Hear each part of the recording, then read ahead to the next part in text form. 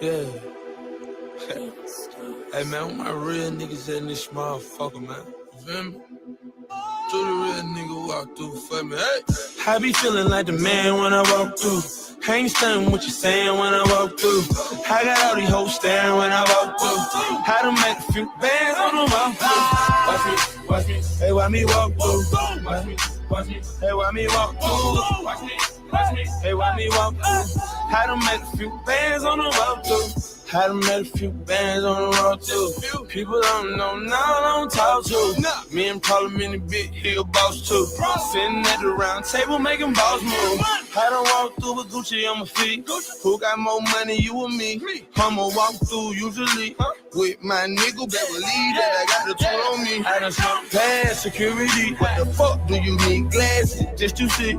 Me, when I'm coming full speed, got that big 12 running. And I'ma jump the fence if I see 12 coming. Even if I were blind, I could still smell money. I can't trust no outside niggas, they could tell them. I'm the alphabet boy, cause I keep a L on me. I smoke good, throwing up my set in your hood, nigga. I be feeling like the man when I walk through. I ain't stunned what you saying when I walk through. I got all these hoes staring when I walk through.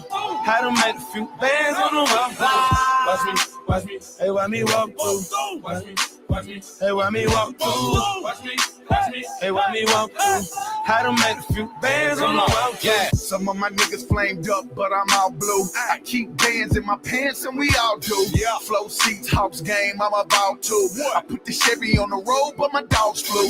Shawty sending DMs, let me call you. I told her get all of her friends, y'all fall through. Giuseppe shoes, Louis belt, bitch, I'm all new. A Cuban link, gold rolling, and it's all true. Penthouse, top level, look at y'all view. 50 bands on me, rich homie, when I saw you. They know who to talk to for the walkthrough. You want your city turned up, you gon' call who? I be feeling like the man when I walk through. I ain't stunned what you saying when I walk through.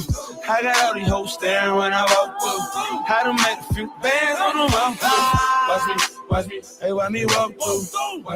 Watch me, hey, why me walk through? Watch me, hey, why me walk through? How to make a few bands on the walk through. Yeah.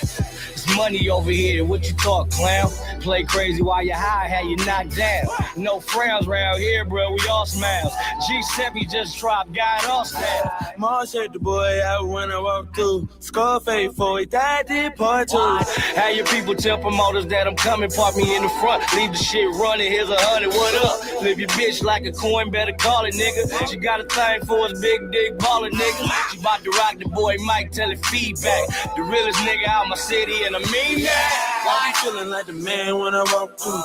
I ain't stunned what you saying when I walk through.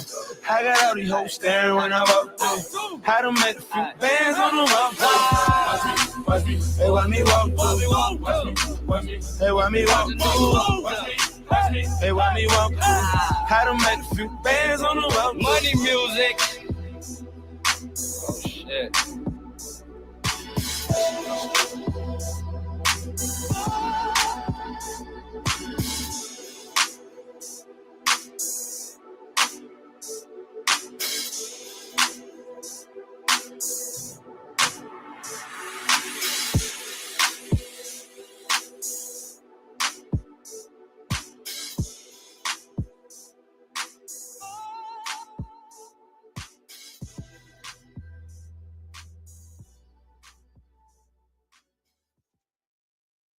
Oh man, Keyshawn Davis should be feeling like the man right about now when he walked through, man.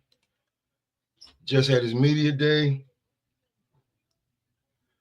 I'm gonna play a little bit of that, but Keyshawn Davis, it's a pretty good card. Pretty good card.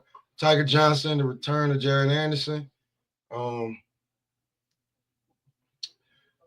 Xander Zayas with a big step up fight. It should be something, but still in the cake, still in the show.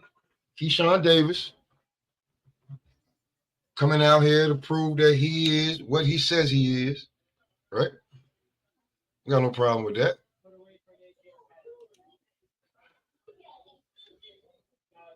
So They finally dropped the Blood, Sweat, and Tears.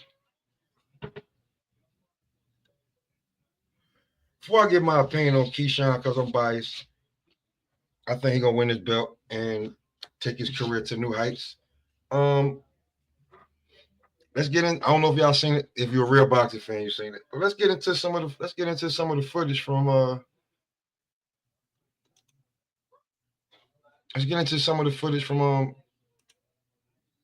Top Rank Day.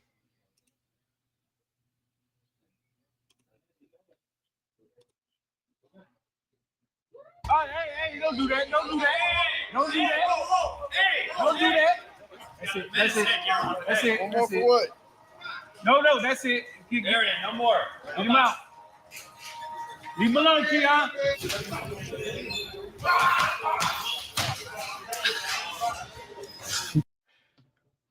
Bo-Mac gonna have a problem with these niggas. These niggas crazy as hell. You ready to get at the goddamn nigga your brother snuck? Can't be. I'm not even worried at all. But we need that difference. Oh yeah, the Cuban. Yeah. Yeah. It's still no. He will keep you sharp. He would. Let's go finish out the round. We gonna fight every time we spar. I'm telling you that now. Key, you gotta get that hate out your heart, man. You just gotta get better and beat that dude, man. You gotta get that hate out your heart, man. You gotta get that hate out your heart, man, for all Cubans, especially when they get in the ring with you.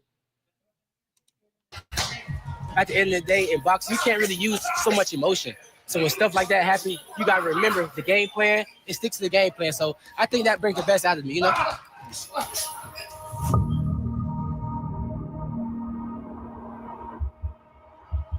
Since its beginning, Top Rank has been the home to the biggest and the brightest.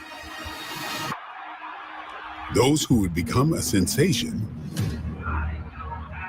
a phenomenon, or even arguably the best ever.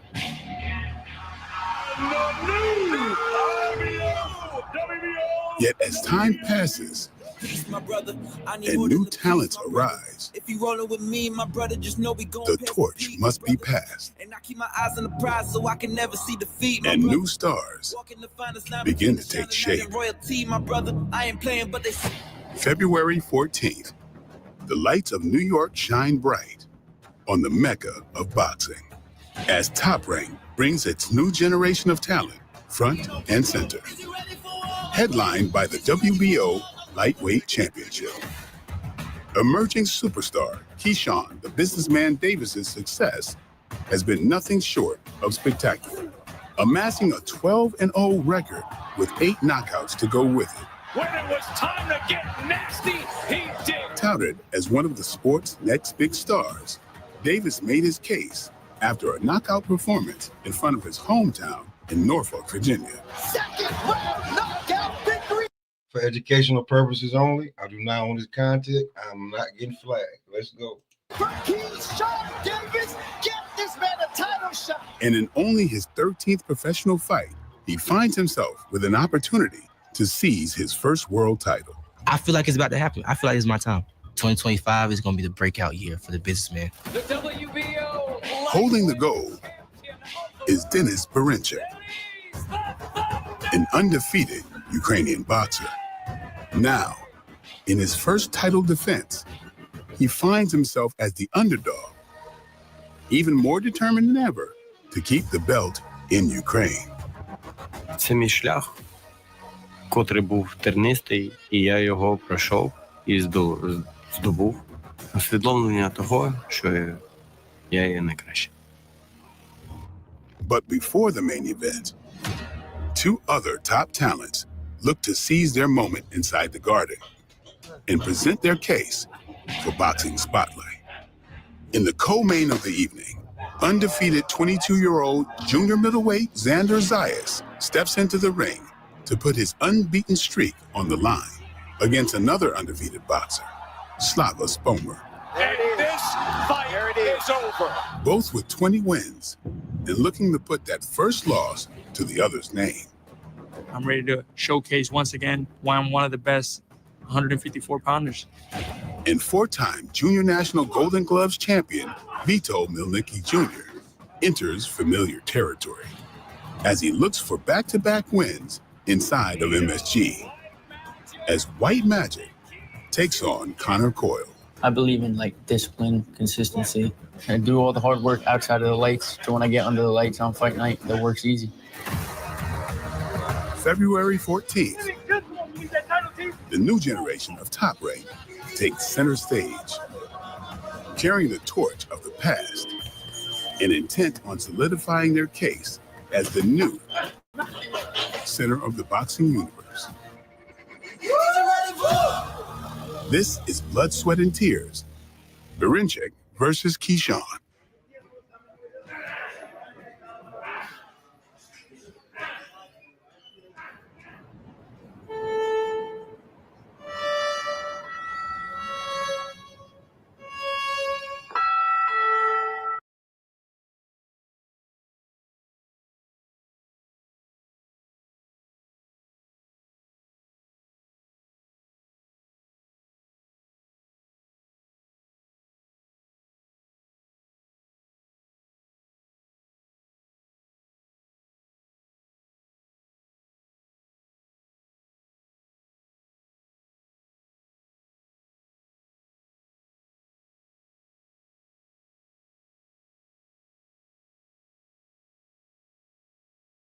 Fair for the Davis family of Norfolk, and you will get your chance to see the three brothers fight in person at Norfolk Scope. He would be headlining at Scope Arena, made famous by his mentor and Norfolk native, Hall of Fame boxer, Pernell Whitaker. Sweet Pea Whitaker. Who never lost at the Scope during his championship career, going 10-0. This was the opportunity the businessman had been waiting for his whole life, to go to work in his hometown with everybody he knows watching. It's definitely a dream come true.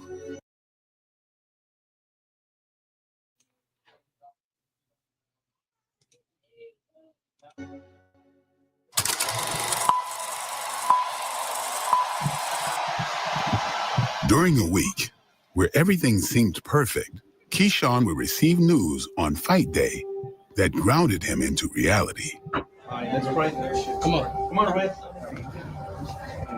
Leading up until fight night, my sisters got in a car accident. They was going to rehearsals. Damn. I called them. I heard their voice. Okay, y'all good.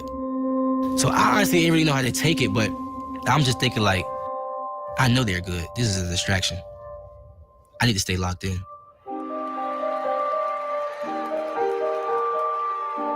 I didn't see them until fight night, and I was walking in the ring. You know, they was bruised up, and I hugged all three of them, and they was looking at me like, we good. It's time to go. It's time to do this. Here to perform the Star-Spangled Banner, the DB3 sisters. When they started singing, you know, I almost started crying. Say, does that Star-Spangled Banner yet? Because not only, like, you know, my sisters in here singing and setting the stage for me, but, like, they could have took it up out of here today. It was deeper than them just singing and setting the stage, you know what I'm saying? The devil definitely had a plan for us that day, but God had the greater one. And the home of the brave. As soon as the fight started, That shit hurt. They had to sing from down deep, man. They had to bring that up from down deep. So, yeah, I know that hurt coming out. I seen the call. That's a bad accident. I have no worries. I had no worries at all. I wasn't worried about limos at all. I know who I am, man. And I'm a bad person in that ring. First round, he hit me. Boom. I turned and looked at my brothers on the outside of the ring, and I did this. As in, oh yeah, he's soft. He don't punch hard at all. As a pressure fighter, you're the strongest in your first round. So if I can feel everything you got in your first round and you don't got nothing, sir, you're in trouble. You fighting the businessman. I'm about to handle business.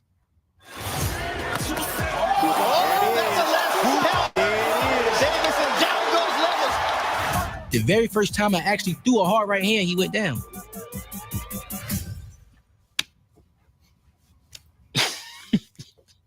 Like, for real, I'm not lying. As he's playing Matador for moments, goes downstairs with a vicious right hook and that left hook puts him on snaking edges, face first on the mat. And that's how you end the fight. Keyshawn Davis said, I don't care if he's King Kong. If he comes into my house, he's gonna pay the price. And boy, did Levels pay the price. When I knocked almost down and I won in that pressing fashion, honestly, I really feel like on the top of the world. Nobody couldn't tell me nothing to bring me down. Nothing could happen to bring my energy down. DB3! Proud of my boy. That's what we came to see. These Michael Vick in the building. fists, they something different, man. They different, boy. World title's definitely gonna be next. We got big plans for everybody in the boxing world. I appreciate y'all for supporting us, man. This was a spectacular night. I just lived up to the moment, and I'm just happy that it's over and I did what I did.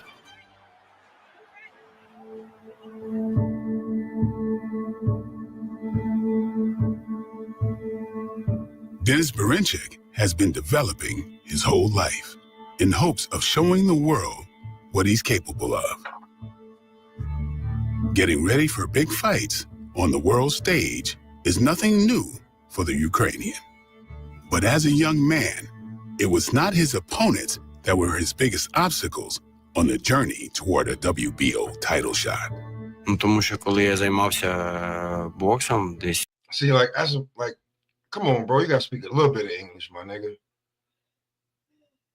You know what I'm saying? I don't want to kill y'all with just the damn verbiage of just him damn, you know what I'm saying? You can't see the words and shit. I don't know if we global. I don't know if nobody over there got that shit, but let me get over here back to Vegas with Keyshawn.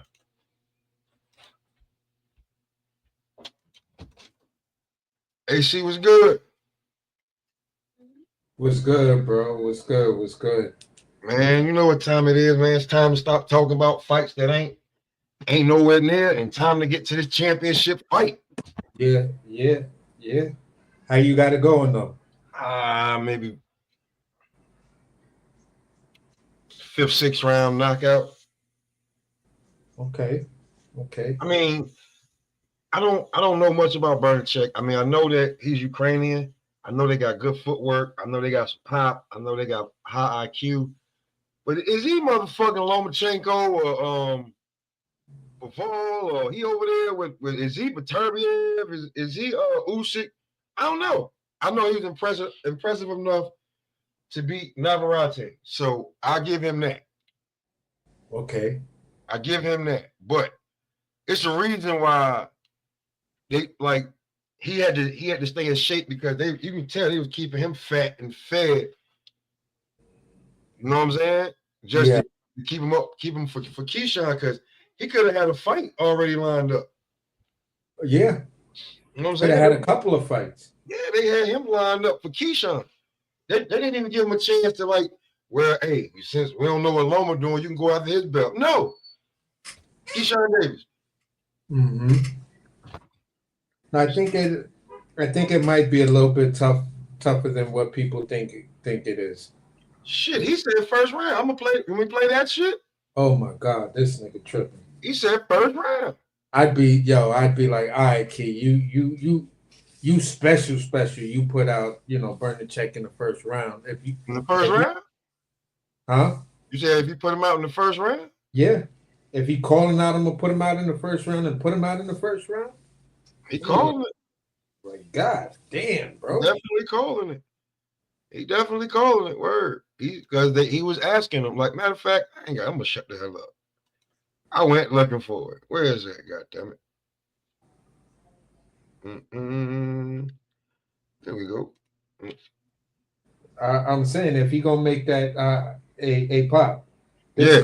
joke, but I'm saying if he gonna make that claim, he need to make sure Victor Conte is nowhere near the state where he fighting at. Yeah, well, they fighting they fighting at T-Mobile. Okay, so Victor Conte can't be nowhere on the East Coast, because if he anywhere on the East Coast, you feel what I'm saying? They're gonna say Keyshawn was juicing. Definitely. He can't be nowhere on the East Coast. Yeah, that nigga got to be on the West Coast or in another country. You know what I'm saying? The way boxing is today, bro. Well, the way that they set it up for Keyshawn is that the way that he beat Lemos, right? I think they're gonna be like, oh, well, he got to be a big puncher if he's saying that. And then he said Lemos don't even punch hard. He said the man don't even punch hard. It's like, word. Okay. He don't punch hard. Okay. Okay. You say the man don't punch hard. He said that. That's what he just said. He said when he felt that first punch, he was like, oh, that's a wrap for you. You don't even punch hard. So I think that's pretty much that's pretty much going up for him to be, oh, well, Keyshawn's a puncher, whether he is or not. I ain't saying he's not, but you know what I'm saying? Yeah. So he did this 4 days ago. When he watched the fight.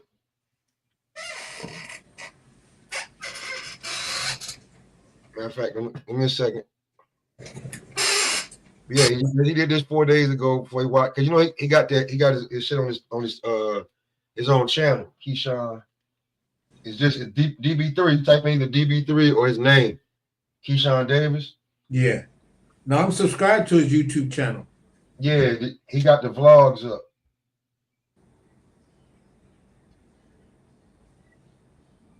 I'm gonna run them real quick. Hold on.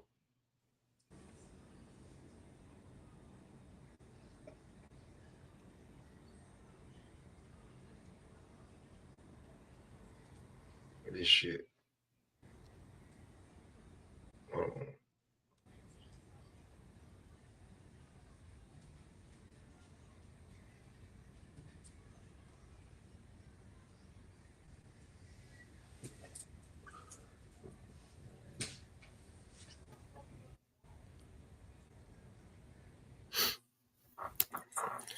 So yeah, I got this little technical difficulty. I'll take care of this shit in a second, and then I'll run that shit real quick. 30 seconds.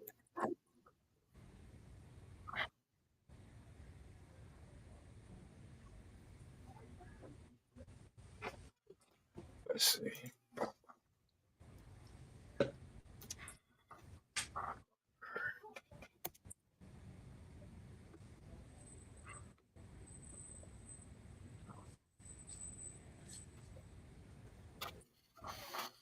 He tried to go on the pad, but he always goes to the corner and that shit comes out. 30. Order for you and Cody.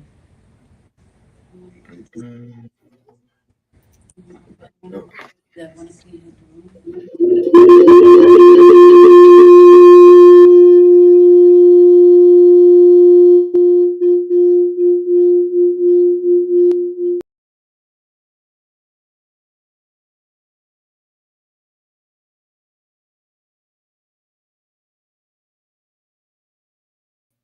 All right, so let's get to it right here.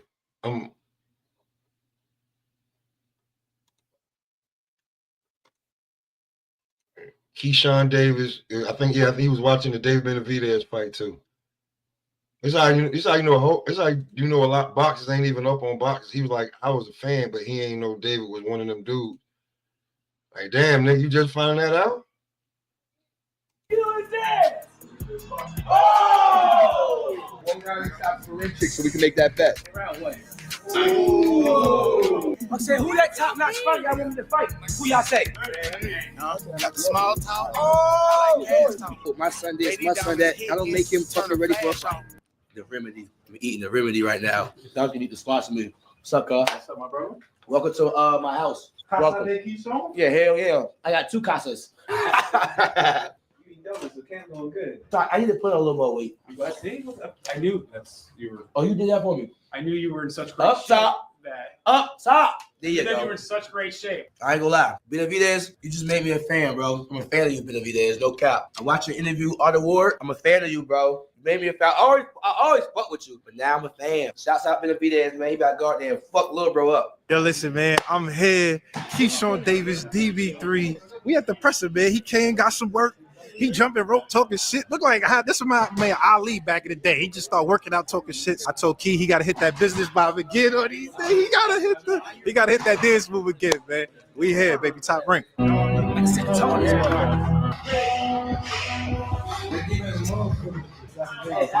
Feeling good, man. Back in the mix. Here to help out business, man. Get ready for the 14th, where I get ready for my fight March 8th. We feeling good. We out here in Vegas. We alive. We blessed. We able to work out. So Kevin and I fighting on this card. Kevin's fighting March 8th. So Who did you just? Who was that was in the background? You said it's not on the card. His oldest brother. He's not on the card. He's fighting March 8th. He's fighting on another card. He just that's what he was saying. So they just staying ready. They in the ring. Like he's got Xander on his card. He's got Tiger. He's got Jared Anderson coming back on his card. He got a couple guys on his card. Out and train. Some people not. So feeling good. Since I got all y'all attention right now, I'm gonna talk to y'all. Y'all gonna talk. What round stopping for range? I heard 7. What else? 3. You got 3? 6, 4. I need some left side answers. Left side. Do y'all believe I'm gonna stop Morenci? Yes. It's plus money now. We all can get rich together. from D to an A. What caliber? What class of a fighter I'm in right now? After the Limo fight, you gotta be an A. Okay, I got an A. What up? Man, don't say an A in front of my face to get in y'all podcast and be like, I don't know. All that shit. Give it to me real, Sean. You're an A fighter. It's just about proving it. A minus. A. A. Okay, so I'm up there with the up there's. Oh, okay, then. I like that. Who that big name fight though that could actually like whoopie whoop? Thank you, bro. Yes, I knew I could stop Limos. I honestly did. I didn't think I was gonna stop him in a second. One round you stop for Renchick so we can make that bet. Round 1. Round 1. What? Okay, AC. What round did he say? Yeah, I heard him. He said round 1, right? Yeah. All right. Okay. Stop that man in, like I said, you stop that man in round 1. Victor Conte better not be on the East Coast. He stopped that man in round 1. He getting the Tank fight before Shakur. Shit. Man, these guys running for me, man. I don't know what I'm gonna get to. I'm tired of chasing. I made my own lane. I made y'all believers. Now I'm just gonna walk down my own lane. If T.O. happened to come down my lane, he will get stepped on too. Hey, the first time Smart T.O. is in that ring. Turn out cameras in that ring right there. Was there? Floyd Schofield? What you say, Kia? For sure. For sure, I think so. I think Scales just pay the bills on that fight, man. And he gonna do it to the body. How you gonna do it for me? To the body. We gonna stop him to the body. Shakur gonna surprise everybody. Gonna stop him to the body. Hey, they hate this, man. I don't know why they hate Bernie so much. He don't do nothing but speak the truth. That's it. You know what I'm saying? That's it. He on the team for a reason. Truth teller. Real guy, real dude. Yes, sir. You know what I'm saying? I'm feeling good, man. I just turned up. Just warmed up a little bit, you know what I'm saying? About to tie his hair together and really lock in. Shit, I just gotta get my point across for the most part, bro. Like, when you on Instagram and you on the social media, you don't really get your point across until you actually get the media here involved, hearing their responses, hearing their point of views, and that's taking my point of views right in front of their face. You know what I'm saying? So it's all about getting my point across, understanding who the businessman really is. All y'all say, I see the world title in another top-notch fight, right? And y'all said, who that top-notch fighter y'all want me to fight? Who y'all say? So when Tank fight me, will that prove to himself like, oh, you know, for the A-class fighter, finally, you did something for the sport? Will that prove to him, like, Would y'all look at Tank differently right now? If he send me a contract? Yeah. We wouldn't play the resume game. We wouldn't talk about. I wouldn't talk about fighting Keyshawn Davis. Put Keyshawn Davis on Javante Davis' resume means something for him. This time. Yeah. Absolutely. I need a verbal response. So, what's my record? 12-0. Oh shit.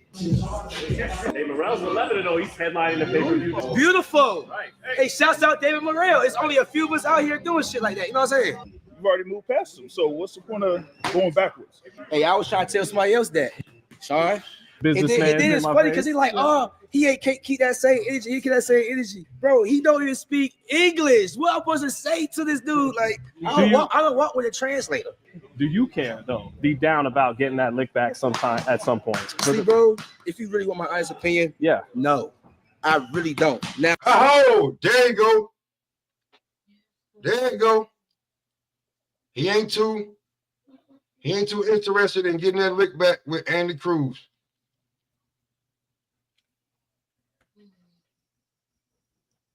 It's not on his top priority. But Tank got to look back and pick up a nigga that's 12-0 when he got 30 plus fights with 20 with almost 39 fights. Make that shit make a little bit of sense, bro. I fuck with you, Key, but you know Andy's way closer to you than you are to damn. You know, look like I even give y'all the little funny name that Destiny gave me. Look, Tank. Mm-hmm. That's crazy work right there. And this is the part for me. I'm gonna keep it a beam with you. I don't like this kind of talk from Keyshawn because you let me know that you're gonna start to coming in and think you're gonna fight like the A side. Like everything's like I don't know, bro. Yo, Blue, go find Gooch. Go find Gooch and Cam and Jay. Go hit him up. I didn't say this shit he did. You know they be hoping niggas don't find shit sometimes. And I'm gonna let him finish this little bit of shit. It's only a 10-minute video. Now, when the fight makes sense, I'm jumping on it because it's gonna sell. I'm not thinking about, bro. Only time I bring up his name is when y'all bring him up. I gotta answer a question. What is gonna happen when in the ring when he does? To knock Andy Cruz out. He already getting hurt by these people he fighting now. He already can't turn that kill switch. That last fight, I didn't watch his last fight, but I listened to what Bozy said, and Bozy said he wasn't ready. But outside of that, he got a lot of work. He 5-0, bro. Yeah. Just like y'all told me when I was 5-0, bro. 5-0, bro. He got a long time. He got a lot of work to do. And just because he out here saying, "Oh, my son this, my son that," that don't make him fucking ready for a fight. My jab underneath. That's my shot. Huh? I ain't give me the angle, hook me to the stomach.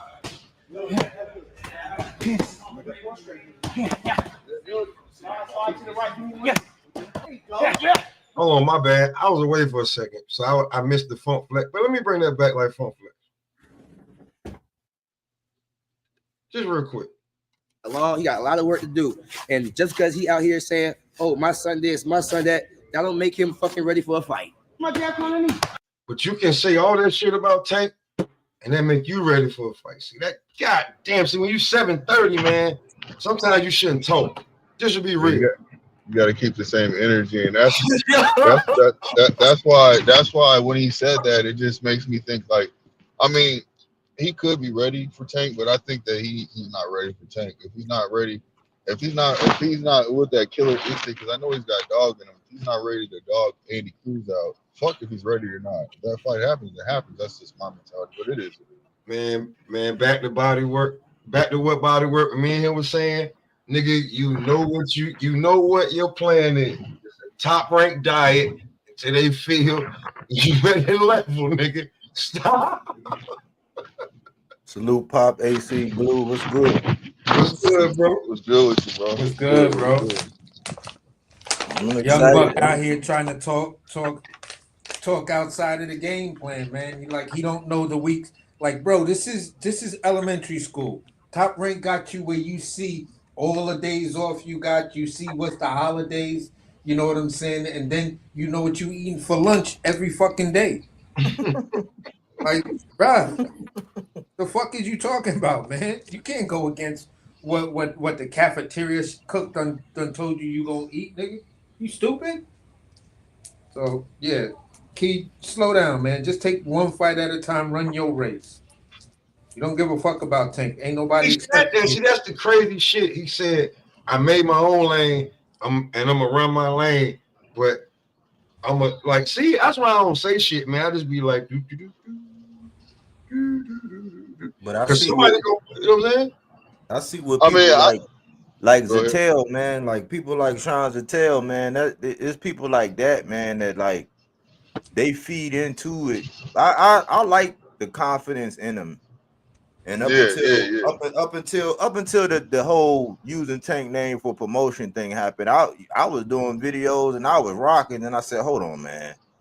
We seen this play before, man. We seen the movie, man. So when you over there on Top Rank, man, let's get out of the you know that thing that they do over there, man, where they just say the other guy's name like all the way up when we knew we was doing videos about it, laying out the plan and what was going to happen. So I like the confidence, but it's not quite the same energy. The Andy Cruz thing was a prime example, and you know the He way gave he him body. He gave him that, bro. And then he tried to say that he didn't know what was going on and all this other shit. Like I'm okay with it, but it's like you're not still keeping the same energy you dapped him, and then you talking all this shit like you don't want to fuck with him. Man. It's Because like that why nigga gonna beat his ass. That's what happened when a nigga beat your ass 4 times. I Just mean, be shit, I real. can't look. I can't even argue with that. I want to give you pushback right now, but I'm You know what not I'm saying saying? shit on that.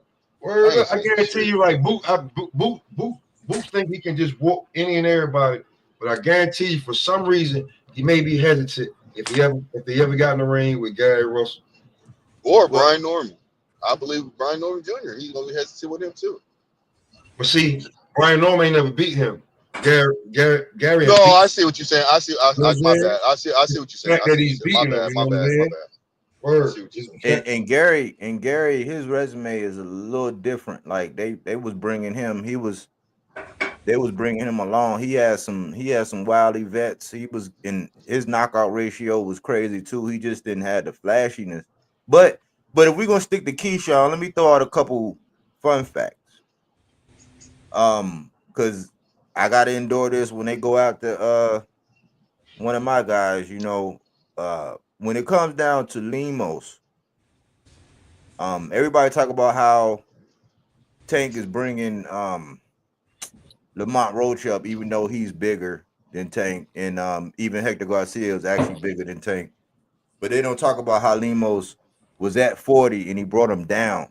So I think that from a boxer's perspective, just like leading up into the Steve Nelson and the Pacheco thing, I was saying, hold on now, you know what I'm saying? Hold on. Let's look at this thing with the right set of lenses, through the right set of lenses. And you got to consider that Limos had to drop down. So he pulled Limos down. So you can get high off that victory, but Limos didn't come in on weight. You know what I'm saying? We don't know what kind of fight, because I think the That nigga was well. He was like Limos and Hitchens 143. fight, that was Man, he made billed that as an nigga do it. eliminator. That was an He lifted eliminator. his. Yeah, he lifted his feet off the ground though. But I'm saying, but That's you gotta That's think why he about, did it then, because he was right. He wasn't in the right frame. yeah, he Limos was billed as an eliminator. So they had Yeah. something like, so I beat this guy, then this is what I got next. So he was in a different space. So he was at 40 and he got drugged down to 35 and he didn't make weight. And we all know that if you're talking about first round knockout, you know you don't go in looking for the knockout. Like, yeah, I'm like your goal should be I'm gonna knock him out. But you don't go looking for it. And I think that you could kind of overlook Baranchek coming into this fight if you buy all the hype and the hoopla that Keyshawn's saying. Now I got it 60-40. That's what I got. I got it 60-40 for Keyshawn. But I hope he don't buy into his own hype too much. He gotta still be focused. And those Ukrainians, we seen those Ukrainians can be kind of tricky. You know what I'm saying? They kind of tricky. Like because if he don't look right, walking them down, and then with that Medueno fight, they kind of was in there wrestling and brawling, and his Baranchek's game plan might be to make this dude cut him off, like to stop and pop, like make him chase him around a little bit and then get off, like almost kind of like how Karan did Boots. I kind of seeing it like a little bit like that. Maybe Baranchek ain't gonna move around that much, but he's probably gonna try to make Keyshawn cut the ring off and do all of that. And if Keyshawn expelled too much energy early on, the fight can be decided in the late rounds. If he go in there with a game plan and stick to that body work, like what Bernie's preaching, maybe 6 or 7 or 8, maybe, you know what I'm saying? It should, because Keyshawn can crack. Yeah. You know, we know that, but he gotta do it educated. Like he gotta, and I think that he might be overlooking Baranchek a little bit. That's my spiel, right? That's my initial spiel. I agree with you because I hope he's not, but I do agree with you. The way he's talking sounds like he could be overlooking him. This nigga talking about Tank and everybody else, like, nigga, concentrate on the person that ain't in front of you. I'm gonna let you I'm gonna finish it's like 4 minutes left. I'm gonna let you hear him like all the crazy shit he finished doing. Yeah, a lot of people are saying he's cocky, man. He's being too cocky. He's cocky, confident. I mean, I get it, but like, I'm okay with it because I believe if you can build your confidence like that, just stay humble, just be humble, just try to be, humble yourself the best you can, man. And see where it goes. Yeah, but I don't know, man. Sometimes when you go fight, you better be ready when you go fight the final boss. Hell yeah, and that final boss gonna have all kind of tricks up his sleeve. You know what I'm saying? You fight the final boss, nigga. You fuck around, get a rock bottom in people's elbow, nigga. You gonna be fucked up. You know what I'm saying? You be like, where this shit come from? A double hit, you be like, how the fuck you do that? I'm saying, before you know it, that nigga standing with his arm raised. Hey, yeah, like what the fuck? So I'm with that. For real. You ain't give me the angle, hook him to the stump.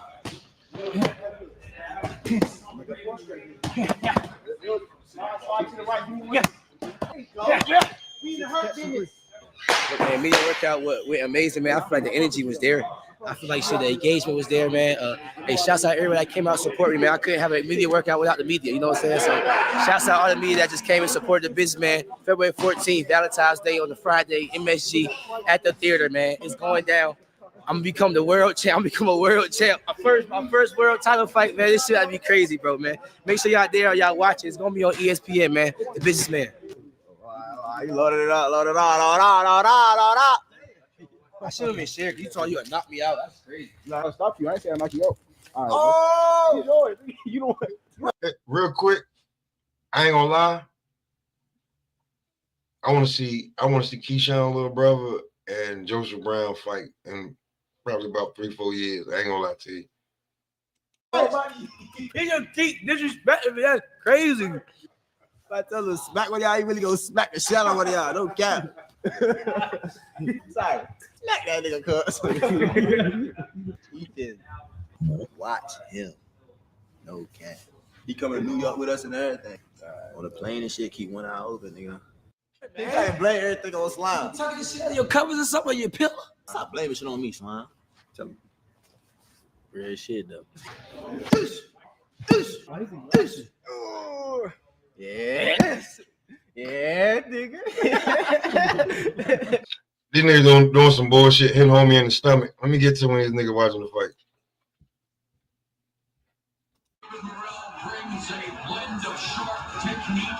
It's hard to say Benavidez is gonna stop Cug. I feel like Cug gonna be doing a lot of moving. It's hard to stop a mover, you know what I'm saying? But if he would to stop him, it's gonna be late, like 8, 9. Yeah, if I had to pick a stoppage, I got Benavidez like round 10. We already for sure Benavidez, you know what I'm saying? Oh, let that body with Benavidez. Don't play with him. Hold on.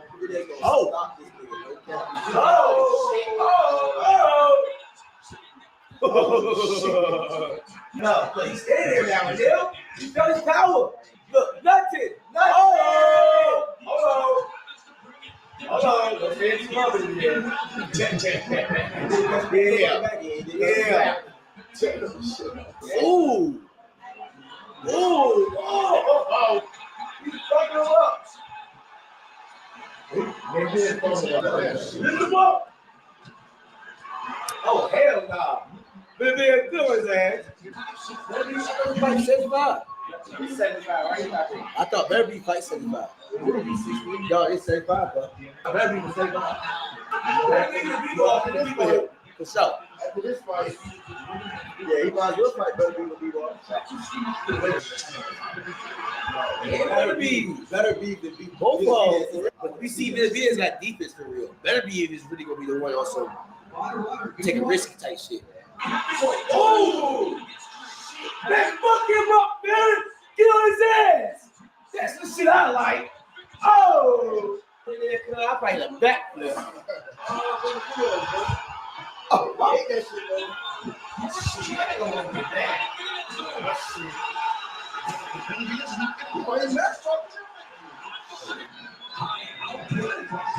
Oh! Not man, hell no! That's not me. That was sick. That was not knockdown. I called it.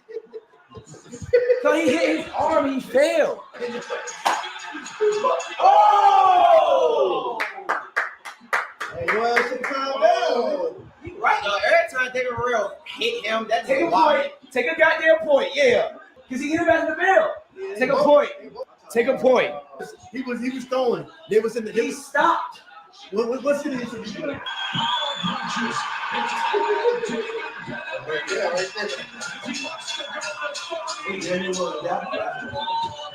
That's how you earn respect right there. But Davis, yeah. Well, pretty much that's it from them niggas. So what y'all think of Keyshawn Davis going into this fight in 4 days, man? I think he got a strong possibility of knocking the dude out. But he made a comment with Najee. He said that he feels that Lipids, whatever the other dude, Limo, whatever his name is. Yeah, he said Limo he thought was better than old boy that he's about to fight. Well, that's just like what you think about that. That's like what Bobby just said. The nigga couldn't even make weight. The nigga came in like 143, 144. That don't always come in your favor when you out of shape. You know what I'm saying? And Keyshawn rehydrated like he was supposed to. He just beat his ass. Coming off a fight with Africa, and then you go down in weight. Like, oh. But the thing, this the key point though, to Key, when you break it down, right? I hope he shouldn't get too high on his power, but he need to work that game plan that they came up with, man. He got to stick to his game plan, because when I look at him, man, he's 66% knockout rate, and at this stage, it was only one person that went the distance with the other guy, and that was a 6-rounder. Other than that, it was Cruz. He was getting these guys out of there, and he went the distance with Nair Albright. He ain't a knockout artist. Yiggett, he wasn't a knockout artist. He went 9 rounds with them. It's like he can't fall in love with that power, because it might not, unless he just really sitting down on some shit and he took it to another level, almost kind of like how I would say a little bit, you could see a difference in Cruz the last fight where he was sitting down. So some of the power is coming along, and maybe Keyshawn found more of it. So he's getting more fluid with it. He's believing in it. But he can't fall in love with his power, man. And he's gonna have to box this guy, man. He's gonna have to box this Ukraine. We don't know what Baranchek been doing this whole time. He's not really a knockout artist, but he's went the distance with some guys that are not knockout artists. So it's not the guys with power, because I don't really see nobody on here on his resume that really had like knockout power. As far as his ops, like the people that he had, like the only dude that I could honestly say had knockout power Can you say that? The dude that he was in the wrestling match with? Medueno? Yeah, Medueno. That's his name. Like he was supposed to have power. He was supposed to be like some kind of Yeah. knockout type dude, but Now, him, he had knockout power. He was 90%. yeah. So I mean, He was 90%. yeah, but we like the thing I say with that is when he got cracked early on in the fight by old boy, Keyshawn knew he was in there with somebody that had some power. And I'm happy I saw the adjustments he made and stuff like that. But I could see, for a second, he was like a little shook at that dude power, like, oh shit, let me get the fuck out of Dodge. And this dude keep basically running at me. You feel what I'm saying? But he handled the show. You know what I'm saying? He did his thing. I don't have no complaints about that. My thing is, what do you do now when you face a guy with power and got feet? You feel what I'm saying? Or who can box and got power? Yeah, man, we gonna find out this mother. I mean, they got a lot in the Keyshawn, man. So I think Baranchak got respectable power, but he don't got power. I mean, he ain't. Yeah, that's what I mean. Like he got the Yeah, type of power that if you slip, he can crack you and then like make you shell up. And then if he's a finisher like that, he could just put mad hands on you. Yeah, he gonna be more of them ones where he gonna be using them angles.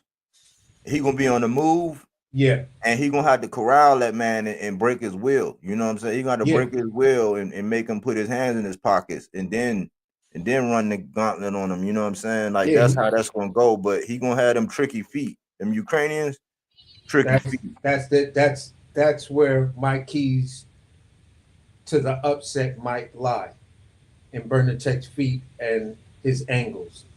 Now, I still have Keyshawn to win the fight, but like I said with you earlier, it's like, there is a path. Although Bernacek has a tougher task in front of him because, like, if I'm agreeing with you with what you just said and the fact that Bernacek is going, Bernacek got to break Keyshawn's will and then be able to do that. That's going to take like 6-7 rounds, if that. Oh, I'm saying, guess Keyshawn. Keyshawn gonna have to break. My bad. Yeah, I'm saying Keyshawn gonna have to break. Keyshawn gonna have to put water in the basement, break his will, and then turn up. But he can't go in there just whiffing. Like, cause remember how Boots fought Karan?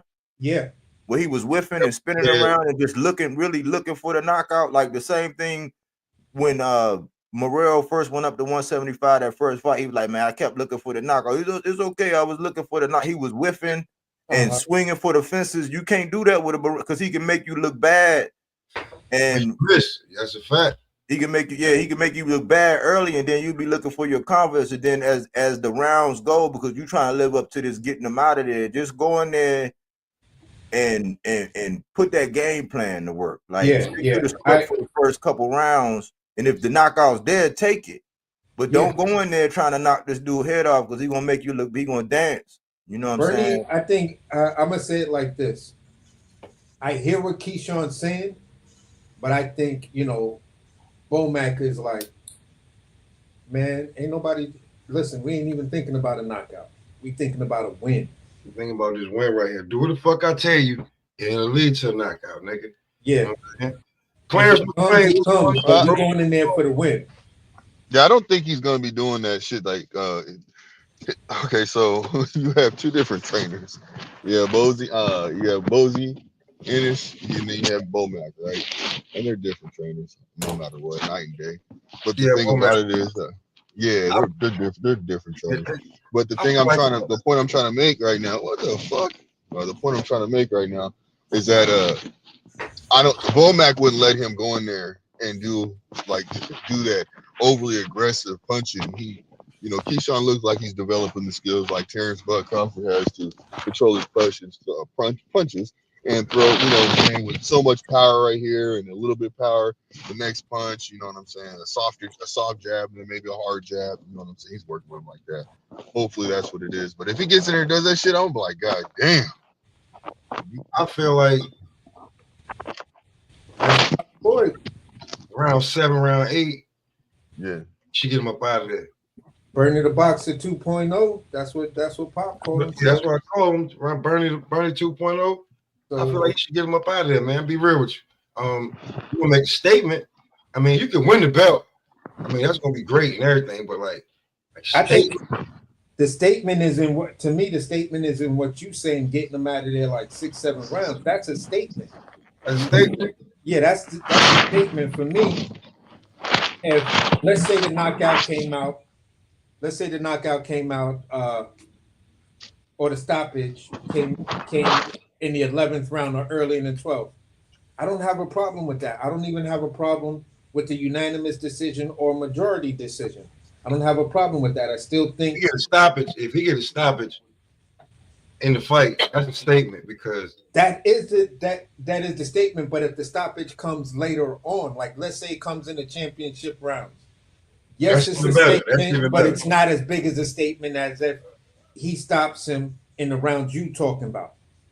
I mean, if they have a all-out like a chess match and he stops him in the championship rounds, then that's a statement, bro. That's a statement right there. But we gotta see how the fight plays out to say, all right, if you go past, if it ain't an all-out whatever, and it's kind of looking like you took control of the fight in the 5th round, you feel what I'm saying? Out of there? 6th, 7th round, people are gonna be looking for you to get them up out of there to make that definitive statement. Yeah. Now, it don't matter, like a stoppage, you knock him out. TKO we don't give a fuck about it. Whatever. Don't matter. If it goes to the championship rounds and y'all boxing, and you get that stoppage, that's also a statement, but it's not a definitive one. But it's like, oh, Keyshawn is nothing to fuck with. Now, if it goes the distance for me, I still don't have a problem with it because he still got to show out, man, because he got a card. Because I'll be real with you. I want to know everybody, especially I want to know what Body think, and a little bit. He's back. Mm-hmm. He's back. You know what I'm saying? And this card is lit. Like the names that's on it. I mean, yeah. I mean, we got a full course meal, man. Yeah, Abdullah's up here. So, that kind of fight, man, I just want to see you get the win. It's like, bro, my biggest mistake for Key right now is like, this is a championship fight. If you trying to make a statement, okay, you can make your statement, but how big is that statement gonna play when you got the one guy who keeps stealing the show on every fucking card he damn near is on? He's the one everybody talks about. That's why he's gonna be early on the card. He's probably gonna be on the main shit, but probably the first fight. Yeah, cause they like, yo, we gotta get Mason out the way. Like let the crowd have Mason. Because if we put Mason anywhere close to our shit, Mason's performance and what he does might overshine what we did. Yeah, I mean, you don't want to go after a young headliner. Like, I'll be real with you. If I was a established stand-up comedian, there's no way I would go behind Capone. There's no way I'm going behind Corey Holcomb. Yeah. Fuck you. Yeah. Good luck with that. Like, good luck with that shit. I'm not going, like, I'm a headliner and I came out there and then Capone come out there and start telling all them dirty, nasty ass jokes about what he be doing with women. Or Corey Holcomb come out there and talk about how he be getting sex off poverty and niggas just like, no, I'm not going behind them niggas. Not gonna happen.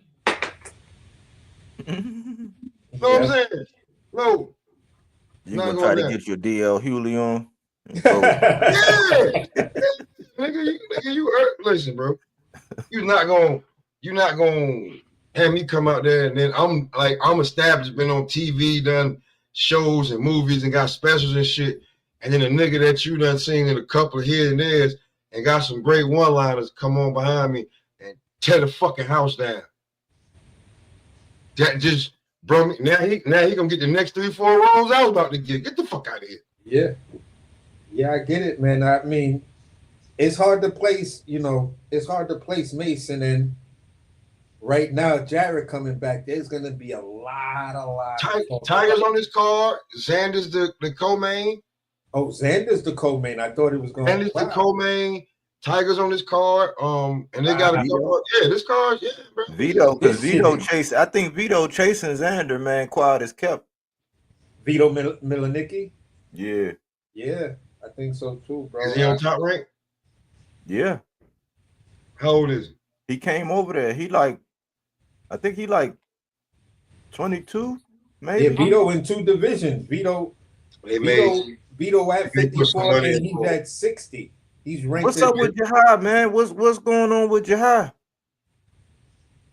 He's supposed to have a fight coming up pretty soon, right? No, yeah. Like all the young guns gonna fight 3 to 4 times a year. Like the way they do Jahai sometimes, right? Because even though I don't talk to homeboy no more, I still know the resume, how they doing. You know what I'm saying? They like one fight, like I ain't saying like they catch him at like end of the quarter or the end of the first quarter, and then like a fight, and then another fight real quick. You know what I'm saying? Another fight, you know what I'm saying? And then like right at the end, the same way they do Mason. But it's just that Jahai be having to goddamn get the scrap sometimes. I ain't saying like they giving them, but like, hey man, nobody, like we don't have nothing at you for like, well, all right, what you got at 60? And then the dudes at 60 come in overweight. They giving them niggas, all right, man, we don't care. You 163, don't matter. I'm gonna beat your fucking ass.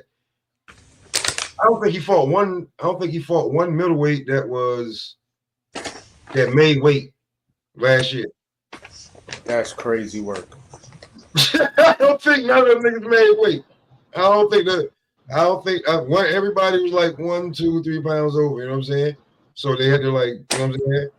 You know, if you're gonna allow it, like them niggas, like, all right, whatever, we'll take the bread, we don't take the bread, whatever. I wanna beat y'all ass because my resume, I can't get nothing with y'all not fighting. He already seen that, not last year, but like the year before. Matter of fact,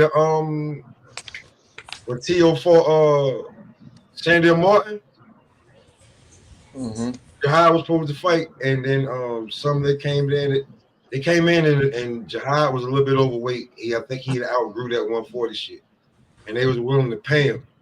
And then somebody told the fighter like, "Hey, you know you get paid whether you fight him or not." That nigga said, "Where's my check?" He was a motherfucker from overseas. He said, "Where's my check?" Like I don't even know. Like he didn't even stay at the hotel all night. Them niggas booked a flight back, and so Jahai is on some shit. Like, man, I need a fight. Like what's that nigga Abomination? Give me a real fight. You know what I'm saying? Some shit like that. So on the low with his record, he's at 160, and he want that smoke with any and everybody. Shane Mosley, who else kid is there that with Chris Eubanks? I don't know what the fuck he doing, but anybody creeping through 160, he can still make 154. He want all that. But he got to be more aggressive with the names that he's gonna get, man. We like them guys. They want you to bring something, man. He gotta mix up. He gotta be calling Xander and Milnicki. He gotta be barking up. He gotta be heckling them at the fight. Like I mean, I can say, all right, like Xander's getting the treatment not on the same level because he ain't him, but he's getting the treatment level that he getting the budget that Edgar had. Remember how Edgar had that shit? Like he was untouchable. Yeah. Anybody wanted it. So Jahai called out Xander like maybe 2.5, maybe 3 years ago. That's when they put him on that when he went 1-1-1, like right after that. When he kept calling out Xander at 54, and then they really had he was like, what do you got for me? Like they like, what you got for at 54? And they like, we got fights here, we got fights here. Since you can fight here, they went up to 60 and we won all the fights at 60. So it's give and take because it's as when you till you 25, man, 24, 25, you that's when you done growing. So ain't no telling. D free. Don't come over here and start no shit, man. I'm not starting nothing. What's good? What's good with you? Hey, nothing. I was trying to see what y'all was cooking on today. Basically, we cooking on you not coming up here and start no shit and then be in the background laughing and then go take a phone call. And then you be like, nah, I had to go take a phone call. You know what I'm saying? Like niggas know what you do, set a fire and leave, but Will Keyshawn become champion in 4 days? Who? That's where we're gonna start at before we move on to Jared Anderson. Keyshawn, it's a high probability that he will become champion.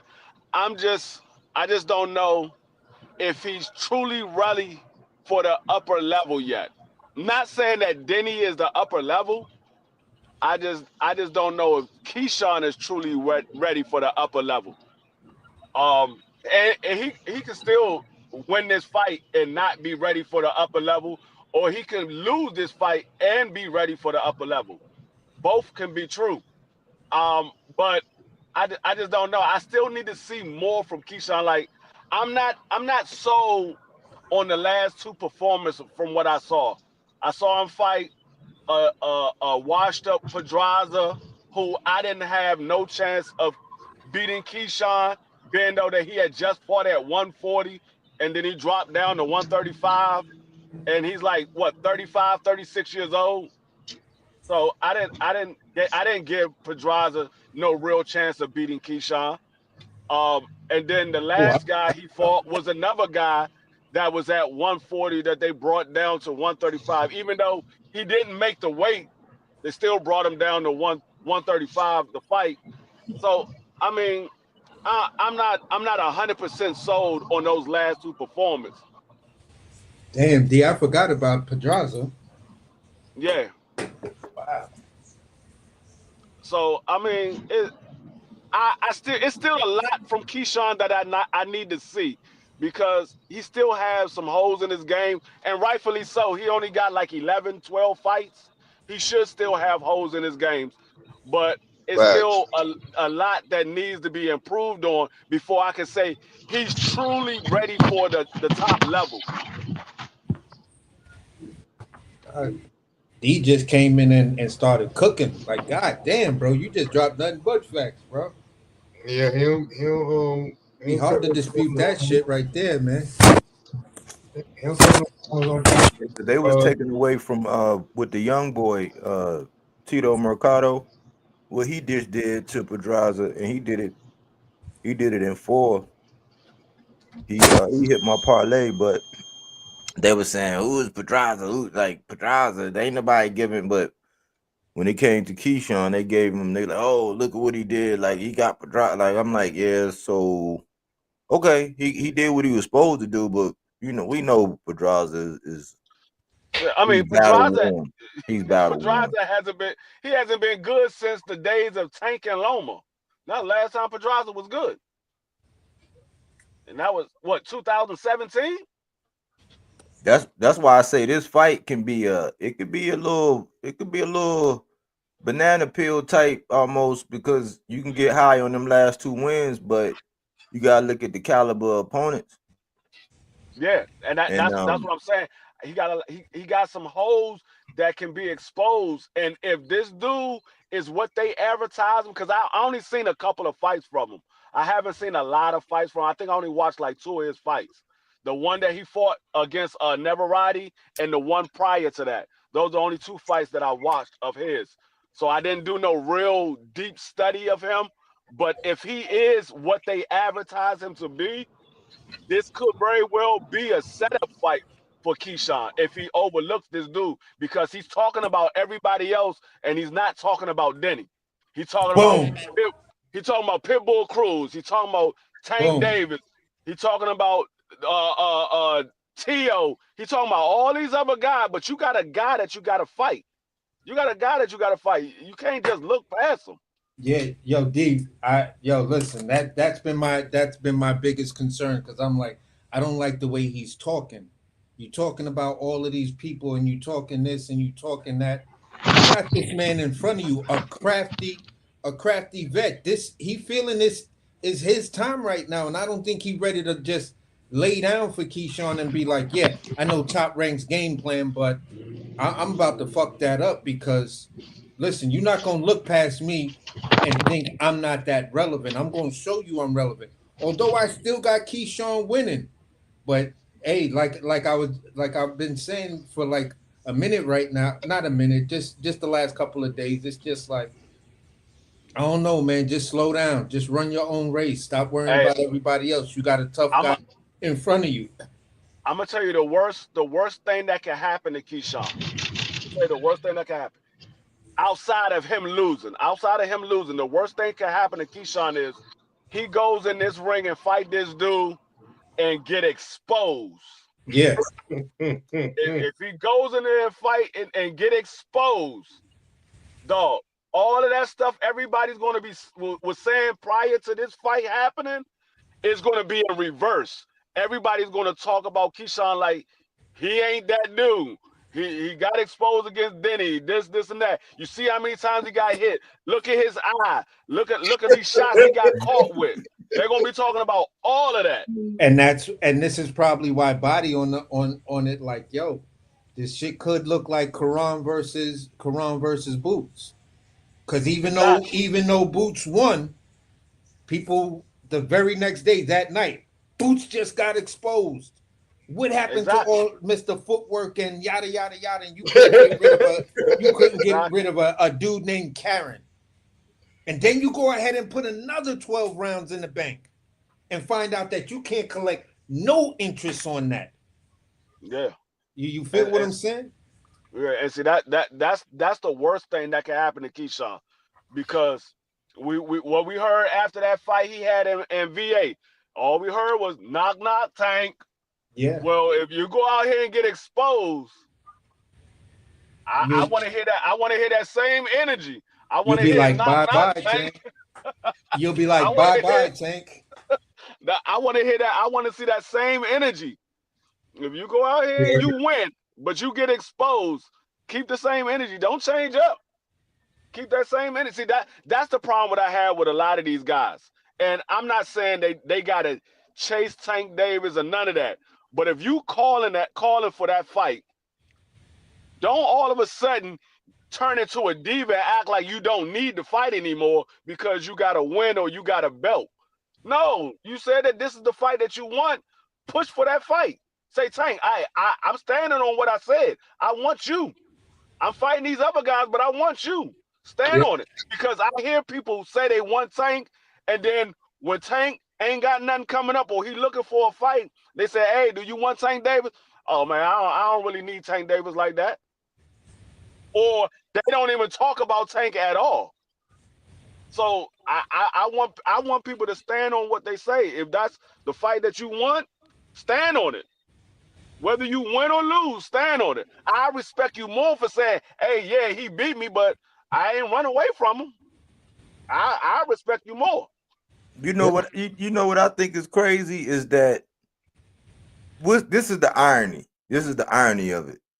The people that we feel like, oh man, I want to see Key against them. He don't like the Cruz fight, the Frank Martin, like so Pitbull Cruz. That name just popped out. I was just like, I don't know where that came from. He just said that, but don't nobody want to see Frank Martin, but he'll fight T.O. But he ain't saying Frank Martin. And now it's Pitbull. That's why I said, see, that's the makings of what I said was going to happen, because I don't believe he's going to say, if he go in there and knock Baranchek out, I don't think he's going to be like, knock Tank, I'm here, let's unify. I don't think he's going to do it. I don't, You know what I'm saying? That's why I was, you know what I'm saying, be a little perturbed when the Keyshawn, because I'm like, he just using his name for promotion and he riding out like everybody else do over there at Top Rank. But Pitbull Cruz just popped out, and I'm like, that's the beginning of the cha-cha slide. You know what I'm saying? Yeah. Like, like you got to do something with Andy Cruz. We obviously know that you got a thing that you know somewhere down the line Andy coming because your best sparring partner is Cuban. I'm gonna tell you something. Keyshawn need to get Andy Cruz in the ring right now.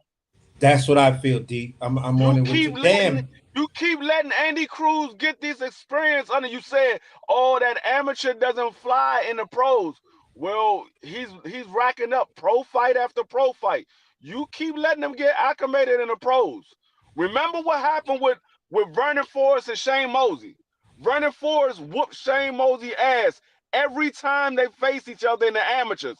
When they got to the pros, he whooped his ass every time they faced each other. So you better get him while the getting is good. Because if you let this man get the experience, he already knows how to beat you in the amateurs. You don't want him to learn how to beat you in the pros too. Yeah. And he gonna keep he's going the distance with boxers, man. He's doing this Key's first 12-rounder, and he's been going the distance. He went the distance with McDueno. He went the distance with Nair Albright. People were chattering about that. Yiggett lasted 9 rounds. Francisco Patero 10 rounds. He went all 8 with Juan Carlos Burgos. Like the elite, you're not going the distance with these cats, man. So,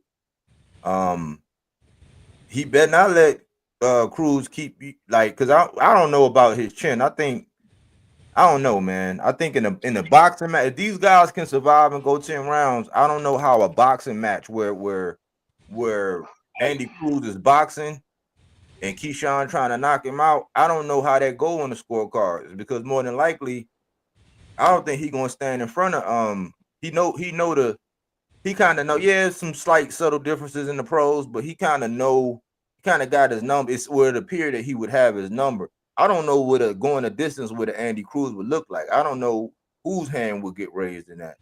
Yeah, I'm gonna tell you this. What I seen since Andy Cruz been with Bozy, he's been looking better and better. And better slowly. That's my point. And just to land the plane on this, it's like, look, just like the internet brought up the chatter between David Benavidez and David Morrell, and then it turned into David Benavidez has a David Morrell problem because David Morrell bought into what everybody's saying, and now he wants that fight. This is a fight that's been talked about. This is a fight that's been talked about since Andy Cruz turned pro. Oh, this is the guy that beat you in the amateurs. All the greats had this one guy that at one point in their career, they took a loss to this guy either way early in their career or somewhere in the amateurs. And they say, you know what? Just for the fans, I want to get back with this guy. Yeah. You feel what I'm saying? So Keyshawn is going to fuck around and let Andy Cruz's name build up that much momentum that you are going to have to face him. Whether you're doing what you're doing right now to sell the fight and say, I'm not thinking about this dude, but knowing that Andy Cruz is in the game plan somewhere. Because when I look at Bob Arum and look at he's the longest or oldest promoter in the game. He done been through everybody. Everybody at some point fucked with all the greats at some point fucked with Bob Arum since Bob Arum been fucking with boxing.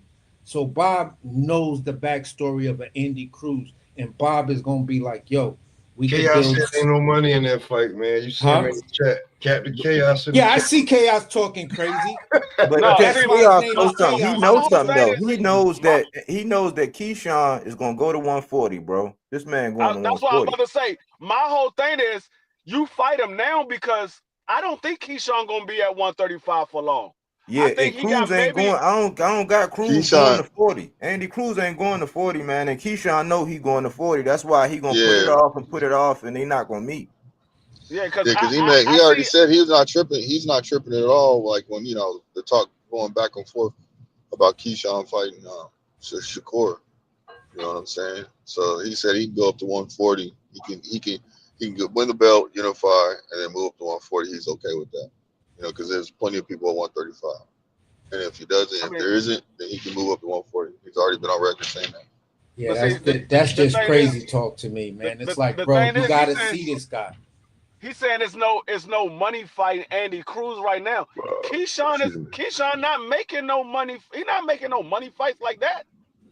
He ain't getting no But big that's money where fights like managers, this where managers come in, man. Now they worried about people's money and all that. But when a certain fighter say, "I'll fight for the bag, come get it if you want it." Oh man, look at him, ain't no legacy. But now the managers come out, ain't no money in that, ain't no money. Now, I can Cut it understand out. if Keyshawn was making $1 million here or $2 million there. I can understand. Okay, yeah, it ain't no money for Keyshawn, but he ain't making no $1 million a fight. I think his biggest fight was the fight that he just had, and I don't know how much he got paid, but I know it wasn't no $1 million. At the end of the day, man, I'm gonna look at it like this. Even if he made $1 million, you feel what I'm saying? You are going to let this thing fester like an infection. And if you bounce to 140 without facing an Andy Cruz, people gonna say, and it's gonna be this thing in the side. This nigga ducked Andy Cruz, the one fighter that constantly beat him in the amateurs, and he Oh, you got the already know fuck that's up. you already know that's Out coming of out. 30. Yeah, that's what I'm saying. I could already see it. I could already see the channel. I already know who the culprit's gonna be. You see feel the what culprit. He talking about Keyshawn the pup. Well, if he a pup, why is he calling out Tank? Like, make it make sense. Nah, I mean, They tried to say Keyshawn, Frank Martin wasn't ready. You know what I'm saying? They said they were saying when Stevenson was going to fight him, everybody was up for it. When and Tank fought him, that, oh man, Frank ain't ready, man. It's man, too early. that's the part. That's the part that had me laughing because they said Frank Martin was a prospect. Frank Martin had over 20 fights. They said he was a prospect, but they say Keyshawn is the dude to beat Tank Davis. So if Frank is a prospect, what the hell is Keyshawn? He got half the fights that Frank Martin got. Hey, I ain't trying to be a smart ass a contender. No, I know. I already know. I'm talking about the actual people that were saying it. I'm talking about the actual people that were saying it. They said Frank Martin was a prospect, but then they say Keyshawn Tank Davis don't want to fight Keyshawn. I'm like, y'all gotta be tripping. Y'all really gotta be tripping. They value the call out, man. They like the energy of the call. I'm like, man, don't get the mask because then we gotta hear the content. We gotta see all these dumbass videos and get it and be salivating for a fight that ain't gonna happen. Just be realistic and carry out your game plan, man. But stand on what you say. So don't just use the man name for clout if you know you ain't gonna never fight him. Yeah, I mean, like I said, I wanna see Andy Cruz and Keyshawn because I think that's a good fight for both of them. all day. Because it truthfully told, outside of this fight that Keyshawn is having right now with Baranchek, the fight with Pedraza and the fight with Lemos, it would have been a better fight if he fought Andy Cruz. I think it would have been a better fight if he fought Andy Cruz. He tried to fight. History. It's okay. So now it's hearsay. I mean, it's his word versus Andy's word. But he said he sent the contract out. They to dispelled Andy Cruz, that, man. They've been and, dispelled that. They dispelled yeah, that. Been dispelled. And Andy Cruz said that didn't ever happen. So. Who But sent they Andy Cruz saying a don't contract? compare Martin and Keyshawn. Like based on what? Like what? I see how you got your name, brother. I see how you got your name because that's exactly what he did. He came in trying to start some chaos, man. Chaos is The word chaos don't make phrases. no goddamn sense, man. Yeah, that's my guy. Yeah, he'll start some shit. I'm not gonna compare Keyshawn and Martin because Martin is far of a pro fighter than Keyshawn is at this point. Keyshawn only got 12 fights. Martin had already was the number one fighter when Tank Davis fought him. He was the number one fighter for like a year and a half. Hey, Chaos. I guess you forgot the fact that Keyshawn said some stupid shit. Frank Martin wind up being in the same spot. Frank Martin is in an interview. Keyshawn walked behind him. He see the nigga walk behind him. He just deads the interview and go checks young boy. What does Keyshawn say the very next day on Instagram or whatever? Why everybody coming at me and I'm the guy with only 8 fights? Wait till I at least get 4 more fights in. I'm gonna show y'all something, but don't come at me with 8 fights. All right, so if we calling for Frank Martin and comparing the two, Frank Martin did some gangster shit to Keyshawn. That wasn't gangster, AC. That was him seeing all them cameras right there and try to run up to the young boy for talking shit to him. But you know how I am, No, Bill. that man But ain't this- care about the cameras. He said, man, forget this interview. Keep my name out your fucking mouth. That's what he told them. Keep my name but out look, your motherfucking mouth.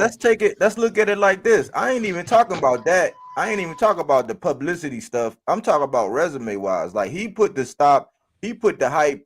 He stopped the hype around Michelle Rivera. Like he came back. He fought Haratunya and dropped him before he got in the ring with Shakur. Like his resume, he fought the dude that Ryan stopped. He came right behind him and did that, which is like resume wise and experience wise on paper as a pro. Since Key want to talk about Andy and his pro experience, when you talk about the pro experience and the resumes, like the experience that Frank Martin had was already established. I'm not talking about the publicity stuff. Yeah, no, that's what I said. It ain't no comparison because Frank Martin was Tank Davis' #1 contender after he beat Michelle Rivera for like a year and a half, almost 2 years before Tank Davis fought him. Because Tank Davis fought Hector Garcia, and then he fought Ryan Garcia, and then he came around and fought Frank Martin. So You Frank say Martin Frank Martin was the he was the number one contender to Tank? Yeah, for Tank's belt. He was the #1 contender for Tank's belt. He wasn't What called as belt? the mandatory, the WBA. The same belt Tank got right now. Cause remember when Devin had them all, Tank was the one still fighting the mandatories because he had the world championship. He didn't have the big boy. Yeah, so he was fight. The world champion has to fight all the mandatories. The super don't fight any mandatories.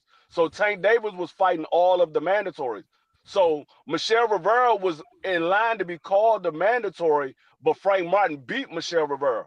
So Frank Martin became the #1, and he was just waiting for them to call the mandatory. But Tank Davis ended up fighting him anyway without them calling the mandatory. So what's the topic now? I don't want to go on my little rant about Tank, man. So we just going over the ins and outs of the Keyshawn fight on Friday. Oh, okay. Yeah, I would just say I don't like how Keyshawn is worried about everybody else and not worried about the fight that he got coming up, because we see that play time and time again, and a lot of times it bites them in the rear end because you overlooking that fighter. Focus on your fight, and then after that fight, you got all the time in the world to talk about everybody else. Well, you know how motherfuckers ask you the questions and shit. Everybody, I mean, we can say that about Tank then, because we ain't heard shit about the Roach fight. I mean, Tank been talking about Roach. I don't know where you've been at. He told everybody stop asking me about Shakur. I'm not fighting Shakur. He told everybody else stop asking me. Now he's saying that after he done went on his little rant. But I'm just saying, at the end of the day, I mean, I think Keyshawn focused. I just think you gotta put it in context, like who asking them these questions. Is he going off the grid just talking shit, or is just somebody asking him questions like that? No, but when he asked them and they said Cruz, he's like, oh man, he ain't got nothing. He's like, who else? He was basically begging them, who would y'all say that I could fight next? That's what he asked to tell. Who would y'all say? And somebody said Tank. Okay, with Tank. Would that establish him? I'm like, man, what are you talking about? Talking about establishing Tank? Like, stop it, bro. That man said he want to fight Pitbull Cruz next. I'm like, Pitbull Cruz? What? instead of you trying to unify with one of the other champions, you want to fight Pitbull Cruz. Pitbull Cruz ain't got no belt. And he Gotta didn't come go, off the man. best performance. Like his last performance, this says a lot to me. Like that's what started me because Pitbull Cruz was like a pinata. Buddy almost stopped him. I think it was in the second or third round. The fight he just had, he stood there and had a Mexican shootout and looked like a that was motherfucking right pinata there. with a dude that nobody really knows. Like, man, why would you be calling him? Yeah, I mean, I understand you want to try to. I mean, the only thing I could think of, this is my opinion. I'm thinking if he get Pitbull in the ring and he stops Pitbull, he can say, "Oh, I did something Tank didn't do." That's the only thing I could think of. Because what is the purpose of fighting Pitbull? I mean, unless Pitbull is your mandatory, what is the purpose? I mean, Pitbull at 140. No, he had 135. His last fight was at 135. He came back down after he lost the belt. He came back down. Oh, shit. Hell yeah, fight Pitbull then. Hell, shit. That's No, what he doing. my thing is unify. That you said knock Tank. Well, in order for you to get the Tank fight, you get this belt. That's put you in line to fight Tank Davis. Because unless you would leave the WBO and go into the WBA, you ain't gonna be as mandatory. So now you got a belt, you can unify. Ain't nobody in line to fight Tank but whoever he want to fight, man. We gonna cut that out. Get in line to fight Tank. It's whoever Tank want to fight, man. Yeah, Well, he'll have a belt. Shakur got a belt. The other dude got a belt. I mean, it's all about what Tank want to do, man. We just gotta acknowledge it. But I hey, gotta Bill, acknowledge Bill, that, man. I ain't Bill, even mad no more. Bills, I how do you see this acknowledge it, fight, and Bills? I mean, How do you see the fight with Keyshawn, which is the topic? Like, how do you see the fight with Baranchek going, brother? I think it's gonna be a tough fight at first, and if Keyshawn result to getting in his feelings, it might go 12. But if he showed the confidence that he showed in the last fight, it might end early. It's all based on how Keyshawn gonna fight though, because one of the fights he had, he was like in his fucking feelings, because I guess he wasn't doing something right, and the corner was telling him to do something he couldn't do it. So I just think it's based on how he fight. But if old boy getting him a problem, which I ain't seen a lot of old boy fights, but if old boy getting him an issue and Keyshawn getting in his head and his feelings, it's going 12. So shit, he could lose. You know, we don't know what these judges is gonna do. I'm looking at what Baranchik did with Neverati. Somebody who likes to throw a lot of punches. He's a awkward fighter because his punches doesn't come the traditional way. They come from weird angles. And he beat Neverati like it wasn't nothing. He made Neverati say, you know what, 135 is not for me. I'm going back down to 130. Well, he don't want to get into a fight to where a motherfucker at the end of the fight be like, well, you got to beat the champ. So he need to go in there. He need to go in there and do something. Because if you go to the scorecards and it's close, motherfucker gonna be like, well, you got to beat the champ. It don't matter what you did in the first round if you ain't finishing shit. So, I mean, his last fight, he you know what I mean, he was on one. So, if this the same dude, I don't know. I mean, I do my research over the week. I mean, I'll be rooting for him. I like Keyshawn. I'll be rooting for him. I just don't like when I see fighters look past their opponent. It usually never pans out well when they looking past their opponent. I mean, he could still get the win, but look bad in getting the win because he overlooked his opponent the same way Boots did. Boots looked bad in the 2 wins that he got over Kern. He looked bad. He overlooked him though. No, and he didn't overlook him in the second fight. The first fight he did, he went in there and tried to get a knockout. He said, I'm just gonna knock this dude out. I mean, he 12 zipped him, but he looked bad. It like, okay, what happens? Kern in the first fight. He 12 zipped him? Yeah, he 12 zipped him in the first fight, not the second fight. The first fight. I mean, I don't know. He was swinging for the fucking fence that first fight. I don't know if he 12 zipped though, but you You know. could swing. You could swing for the fences and still win the round if your opponent didn't land no punches on you and just I kept mean, running. he I was mean, touching him and I running though. mean, I went over there. I did a whole video about that, man. He touched Boots up, and that he touched Boots. He was touching Boots, man. Like that's you go back and look at the stats.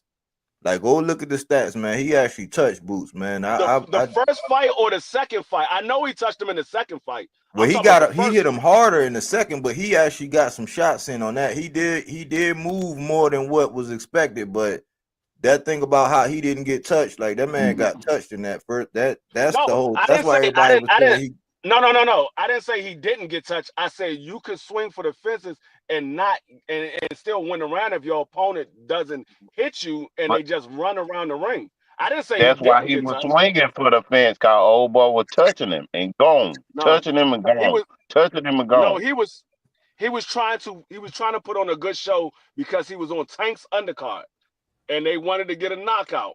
That's what he tried to do. He tried to put on a show because he was on Tank's undercard. He wanted to get a knockout. Well, what That was show he was trying to put on in the second fight? in front of his crowd. He wanted to get a knockout for his crowd. He was at Hmm. home. I mean, like I said, he looked bad in both the fights. He still won, but he looked bad because he didn't know how to cut the ring off in the first fight, and in the second Dang. fight, he was trying so hard for a knockout, and you was getting hit. So you just called Boots a big Frank Martin? Nah, I I'm would never just call saying. That's Boots a what I Frank heard. Martin. Fucked up, I would never call Boots a Frank Martin. Frank Martin was good. He ain't Boots. But we There got he is. Frank I was waiting on Frank him to Martin come out. is a Is hell of a that fighter. smoke? He's a hell of a fighter, but he ain't no Boots. He a hell of a fighter, but he ain't Boots.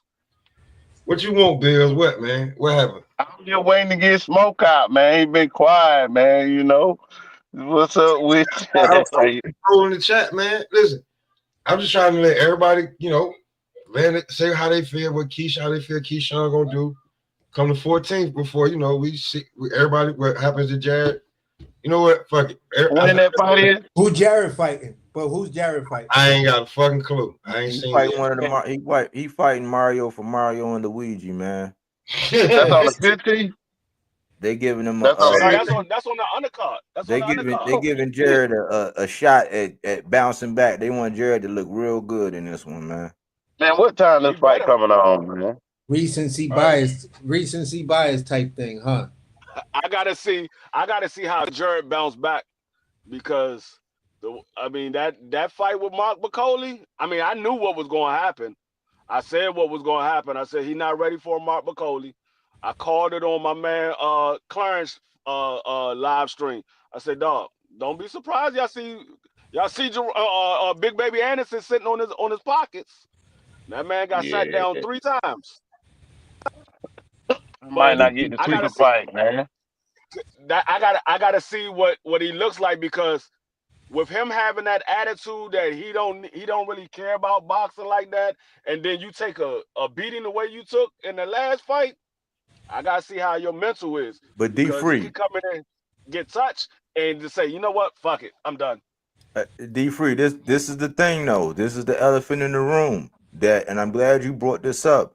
One of the biggest things with the Jared Anderson and Bacoli is, and I use this barometer on all my fighters, when you are always taller, longer, stronger, and more active, we don't know what happens until some of those advantages tip the scales.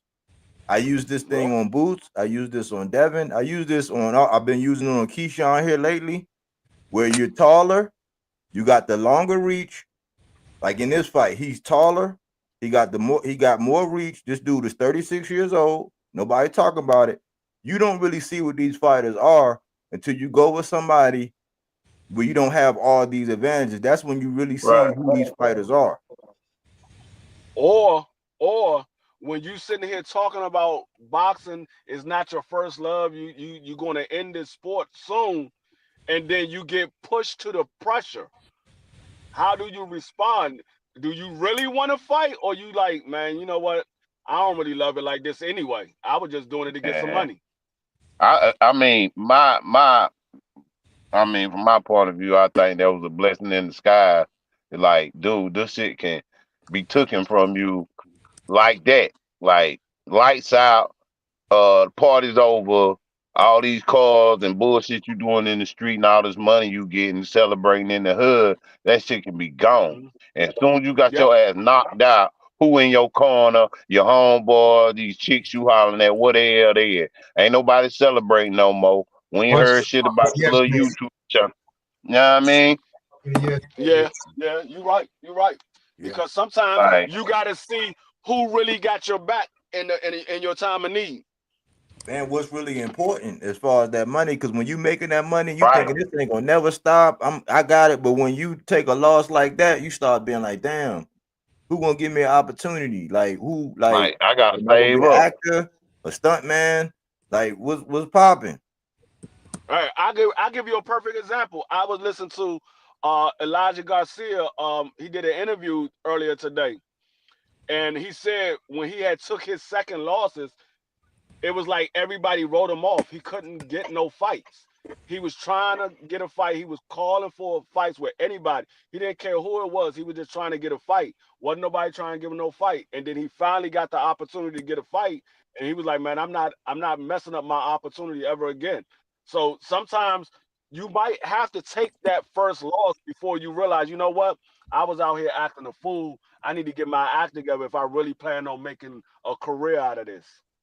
I mean, the movie is AB. Like, that's the movie. Like, you was Yeah. like touted as the motherfucker with the most talent in the world, other than Floyd. You was like the next, and then you had to realize you flushing money down the toilet, and then that karma came, and then you like, I lost everything, all my homeboys, my chicks, all this, like, but I'm coming back. Like, it took all this for you to say. You know what I mean? Like, sometimes it takes some fighters a long time. Like you say, they get that money real quick, and then they think that shit ain't gonna run out. I mean, but I shit, think he a fighter I though. think He I got think a up. lot of people I think a lot of people forget how good of a fighter that Adrian Boner was, because he was the youngest four division champion in the history of boxing. The youngest four Now, ain't division nobody champion. forget. We didn't forget. It was just No, the I shenanigans. ain't talking about us. I'm talking about the casuals. I think a lot of the casuals, because they look at Adrian Boner now and they be like, man, he ain't nothing. What did he ever do? But a lot of them, I think they, when he had that loss to Madonna, I think a lot of them was like, man, he ain't nothing. But Adrian Boner moved to a weight class he should have never been at. He should have But you never gotta been at let you 47. you gotta look. A lot of them didn't see Paul Williams and Winky Wright and all these other motherfuckers like through the time. They ain't go through that era of just seeing a whole bunch of good fighters at one time and shit happening to them, and like they ain't seeing that. All they see is the glitz and glamour and motherfucker on the internet saying some shit. We had to get a magazine. We had to damn probably go over our cousin's house who had cable so we could watch the fight. You know what I'm saying? We had to do a lot of shit just to get access to this shit while they got it in the palm of their hands. That's why they get on the internet talking tough. When if your ass talk tough over the phone, we know where you stayed at. You know what I'm saying? Right. Like, but now they be and they way across the world talking big boy shit. Like we ain't have that much access. So Yeah. I tell my kids that all the time. I'm like, y'all don't know how easy I got it. Word. I remember when the computers first came out. Hey, bro. Before there was computers, it was typewriters. We ain't had no computers. Bro, let me keep it let me keep it a beam with everybody on Hey, this that's panel right facts. now. All of this entire conversation, back when we grew up, all of this shit would have been long distance calls. Word. right, right. No, You to right. be honest with you, to be honest with you, it wouldn't have been no clout chasing if it was back in the days. Because how was you going to clout chase? The only way you can do any talking is in person. It wasn't no internet to do it on social media. You had to do that in person. Or they say It some wouldn't have slick been on shit the in the news. magazine. They say some slick shit in the magazine, and then when the magazine come out, somebody finally see it, like, oh, that's what he see. My Yeah. man been A telling lot me of that. I just done got the magazine. a lot of times when these people was calling people out in person, shit, it was a brawl right there, and they were like, "Yeah, we got to make this fight. They fighting right now. We got to make this fight." Right. So it wasn't a lot of clout chasing back in the day. You had some, but it wasn't a lot because it wasn't no internet. I mean, the I only time mean, we knew about what was going down was in the Ring magazine or in the newspaper. We heard a fight was being made. That's the only time we ever knew about it. Wasn't I we ain't told had my no internet to go look up this I stuff. told my son that though. I told my son that I say a lot of the shit we seen, like I went to Freaknik, you know what I'm saying? When I was like 14.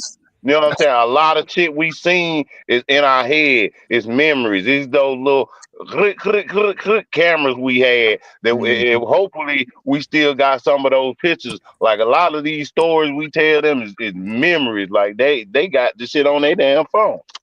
You just have to get them Right. little disposable cameras, like them little cameras. You get them Yeah. developed. Yeah. Or the kind you got that the Instamatic where you get it and then you gotta fan it so the picture come up Oh, right away. you were high tech. You were high tech. We had it. We had to deal with a motherfucker at Walmart seeing the pictures before us. Like, hold up, bro. How you gonna look through my pictures? You don't know what's on here. Yeah, they now I mean they don't know about how easy they got it. I tell my kids all that. I was like, dog, y'all got it easy. I said, when I was a kid, we ain't had no cell phones. We'd be lucky if we had a cordless phone. We ain't had no cell phone. Fucking the tablet. You had that one phone that hung on the wall in the kitchen with the long cord that reached all the way to the living room. But that shit would Right. always get static. D. You know that shit would always get static, and you'd be like, "Hold on, let me fix this shit." Hold on, wait. The long cord didn't come with that phone. You had to go buy one. Yeah, you had to go buy one. And your folks could listen to you, the call. They could be in the back having that joint on mute. You would know. You had to get up and see if they still woke before you get on that thing and start talking crazy. Start talking crazy to some girl. Niggas don't know nothing. You don't know Then nothing. get your ass whooped by that long cord. So you don't like the long cord no more. I don't even talking on the phone no more. The long cord, man, that long cord was used for everything. That joint was used for a telephone cord. It was used for a belt. It was used for a double Dutch rope. It was used for a lot of things. The tie furniture to the car, everything. It was used for a lot of things. That was a multi-use cord. That wasn't just no telephone cord.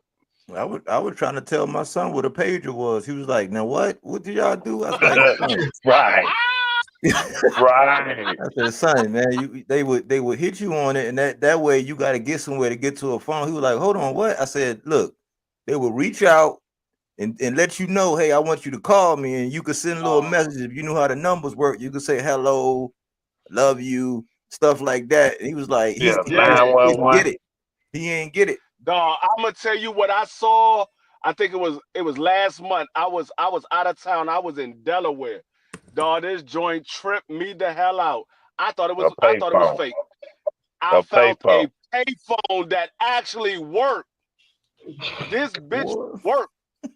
I was like, dog, are you serious? I haven't seen one of these joints in like 30 years. I'm like, dog, this joint actually worked. That's how you know they still country thing. Dog, I told my wife, I was like, babe, look, they got a payphone. She was like, that shit don't work. I said, yes, it does. I said, stand right here. I'm gonna call your phone right now. And I called it from the payphone. I was like, this bitch works. Wow. That's crazy. I don't know them days. Man, what the hell y'all think about chaos in this chat, man? This nigga don't agree with nothing y'all talking about. He trying to cause chaos. He being a manager. He talking about the fighters getting paid and all the stuff we be trying to avoid. We want him to get money, but like we ain't gonna be talking about, oh no, he gotta wait for the money. We want to see the fights, man. Right, that's it, man. I don't care what they get paid, I'm man. not Hell, managing nobody, because if you don't get y'all check and get in the ring, man. That's it. I don't care what you get paid, man. You know, they already take Bud doing a money grab, so I don't even want. And at the rate, Pitbull going, he ain't gonna have his faculties, man. That man was standing there like a pinata. That shit add up. He don't talk much, English, so you don't really know. But like, he ain't gonna be able to have a career the way he going, getting hit upside the head and getting punched. Yeah, that was war right there. I'm gonna tell you the only thing that I'm mad at Turkey. The only thing I'm mad at. I mean, I don't care about what he pays the fighter. Whatever he pays, that's their money. If they got money to blow, let them blow it. I don't care. But if Canelo Alvarez came out and said, if y'all want me to fight David Benavidez, I need $150 to $200 million. What the word is, they signed him to a 3-fight deal for $200-something million. Why we don't have the David Benavidez fight? Because you can't make Canelo fight nobody he don't want to fight, which I learned the other day that only he PBC can actually gave do them that. a price.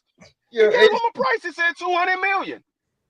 Hold on, yo, AC, you got to answer that, bro. What? What Chaos is saying? He like, do I want to fight now? He said you want to see him fight. Stand in the mirror and punch himself. Yeah, this is crazy. I want to see a fight now. Stand in the mirror and punch yourself.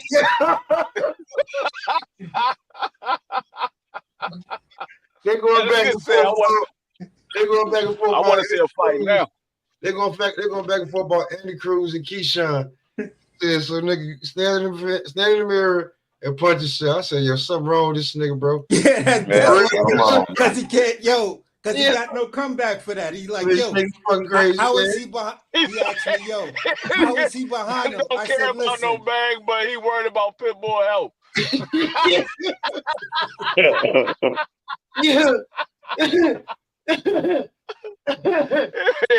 don't care about no bag, but he worried about Pitbull health. Yo, Chaos fucking crazy, bro. Oh man. Yo, I want to see a fight right now. Stand in the mirror and punch yourself. Yo, these New York niggas is fucking crazy, bro. Tell you. Yo, I told him, listen, bro. As long as Andy Cruz is 4-0 on you, he ain't behind you, my nigga. That's on some real Brooklyn shit right there, bro. As long as the nigga whipped your ass 4-0, he ain't behind you. I still got your card, nigga. I mean, did he hold my knock him out pocket, or something? motherfucker. Did he knock him out or something? Nah, he beat him 4 times in the amateurs. I mean, in the Olympics. I'm gonna tell you. I'm gonna tell you the worst part about that, though. I'm gonna tell you the worst part. It's not that he beat him 4 times in the amateurs. It's the fact the very last time that he beat Keyshawn Davis. Was in the Olympics. Keyshawn was a pro fighter. He was a professional fighter. Went back to the amateurs to fight in the Olympics and still lost. Yeah, bro. I mean, sometimes somebody got your number, man, but shit, we don't know when that motherfucking headgear come out. What's gonna happen though? I mean, but no, because in the Olympics they ain't got no headgear. Listen, I've been trying to hit everybody from BNB. I'm like, hey man, ain't nobody want to answer. So hey, what it is? Mm-hmm. But hey, in Chaos in true fashion, you got a Brooklyn nigga and a Bronx nigga going back and forth.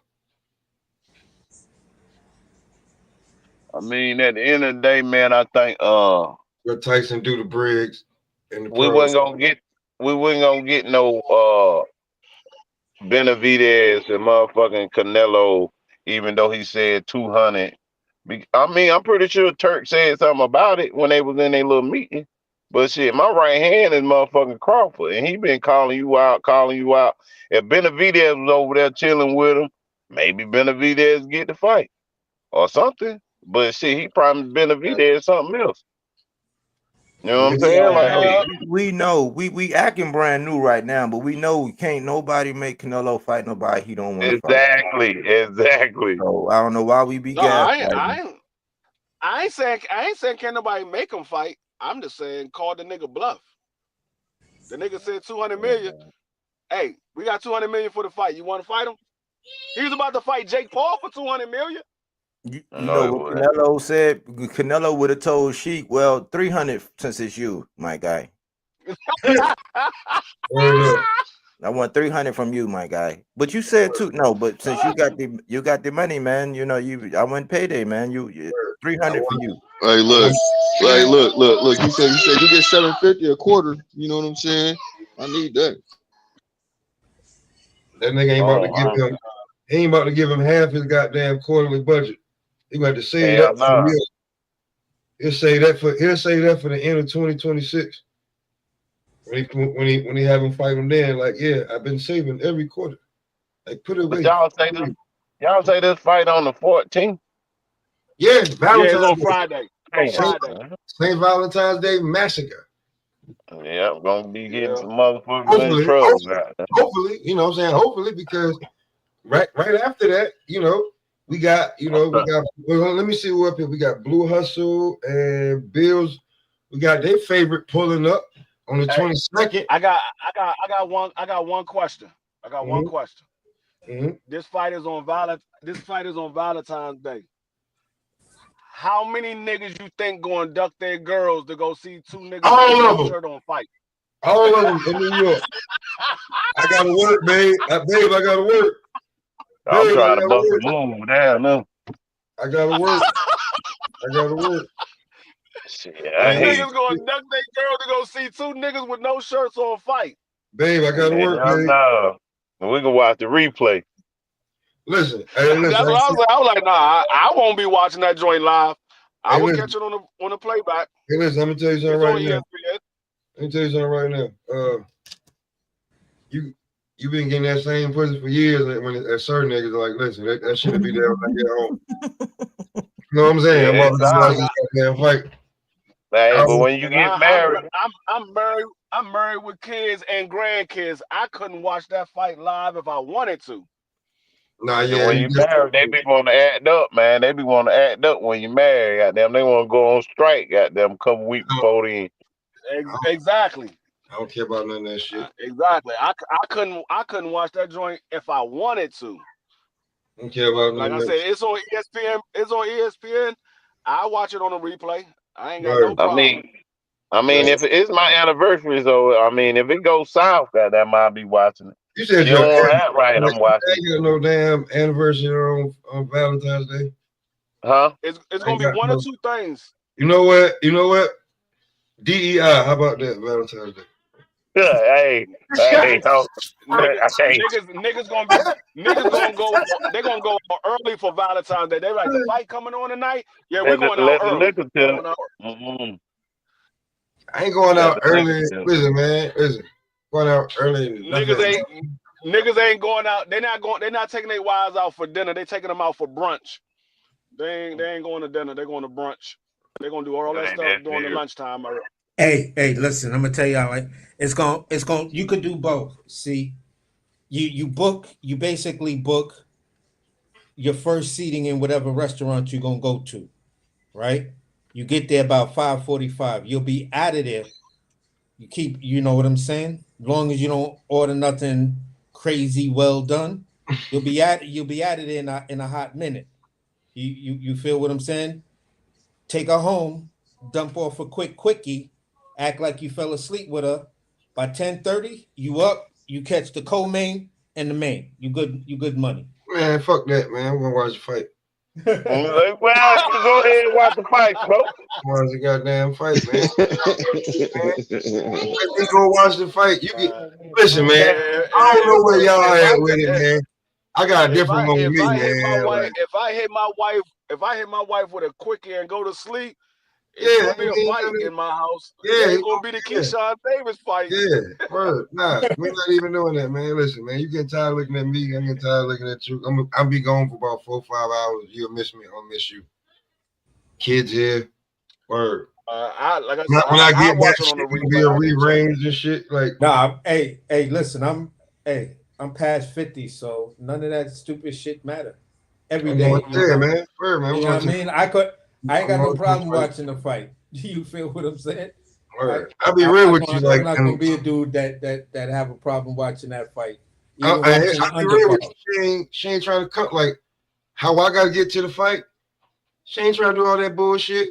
I gotta take the train all the way out. I gotta drive to somewhere where I feel designated that I can drive back, get off there at the train station, catch the train all the way to Manhattan. You know what I'm saying? Nigga, she ain't trying to do all that shit, my nigga. Word. You know what I'm saying? That nigga came out stupid shit. You hear this nigga, right? Yeah. Listen, man. That nigga said, I'm 52 years old. My shit barely works. My wife gonna go in there and do it herself. Oh, shit. Oh, man. That's up, man. Wanna watch the fight, man. Word.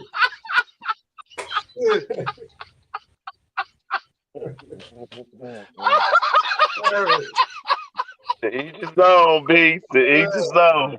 Back then, hey, listen. I'm gonna take me a blue chew on the way home.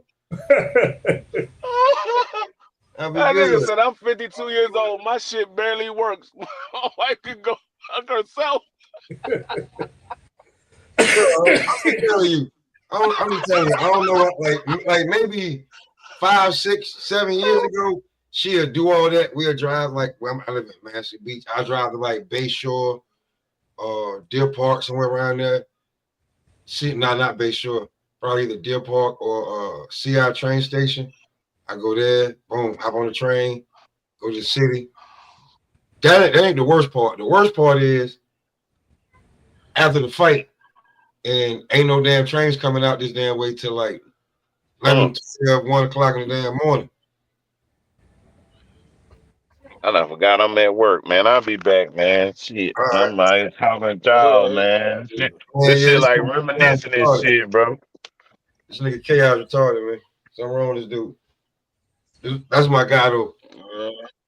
But anything else, man, about what Keyshawn or we got Tiger Johnson fighting, Abdullah Mason.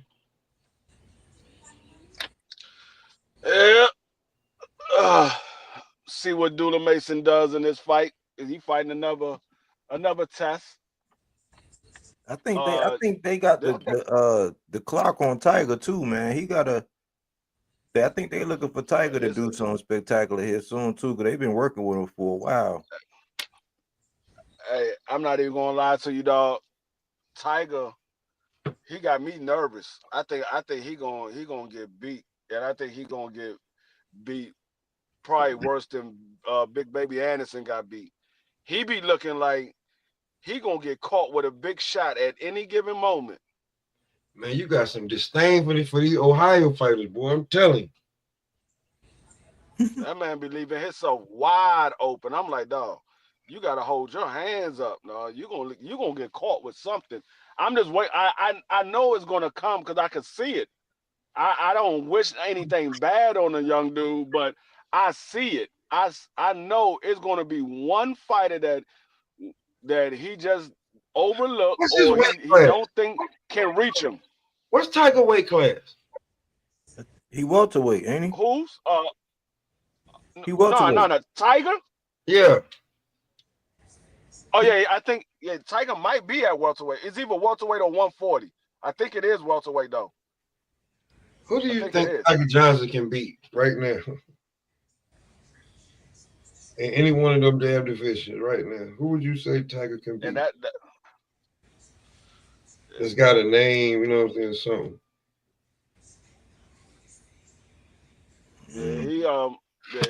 I think he is at welterweight if I'm not mistaken. I just don't see him. I just don't see him. I mean, he looked good for like 7, 8 rounds, but after that, make it ugly. Out of all the prospects that came out in that class, the Dula Mason, the Tiger Johnson, the Troy Isley, there's a couple of other ones that I'm forgetting. Tiger Johnson is the one that has me the nervous out of all of them. That nigga. He the one that got me the nervous out of all of them. So you know the favorite's fighting. The favorite son, he fighting too. How you feel about this? Who? Abdullah's fighting. Jamie. Yeah. Jamie something. I seen Jamie fight before. I think Abdullah's gonna beat him. I don't know if he's gonna knock him out, but I think he's gonna beat him. I seen Jamie fight before. I forgot who he fought. I seen him fight somebody before. I'm trying to remember. It was somebody of note. It was like who the hell did he fight? Matter of fact, I can look him up. He fought. I'm about to look up who this man just fought.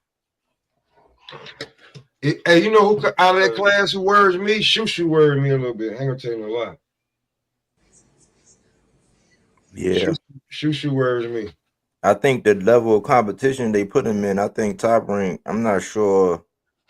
It look like they might be. Oh, he fought Rolly. That dude Jaime fought Rolly. Oh shit. Was it a decision? Yeah. The one where he lost the belt. That controversial decision when they let Rolly get that shit.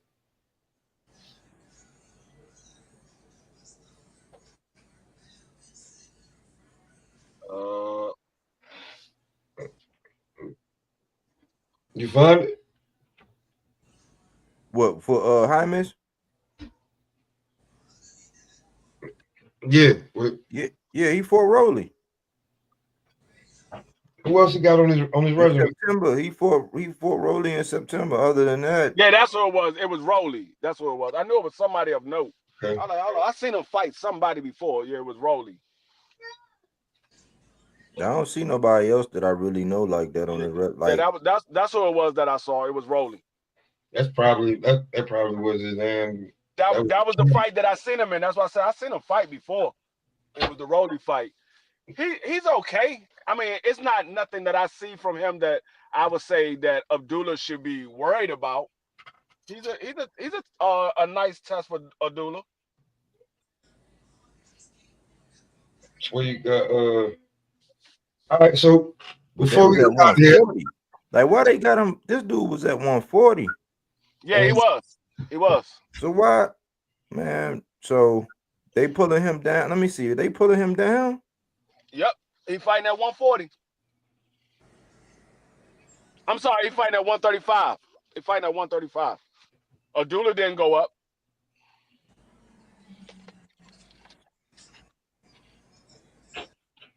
Yeah, that's kind of wild, man. I mean, they might be ready to step Abdullah up then, man. Yeah, that's what they. So he went the distance with Rolly.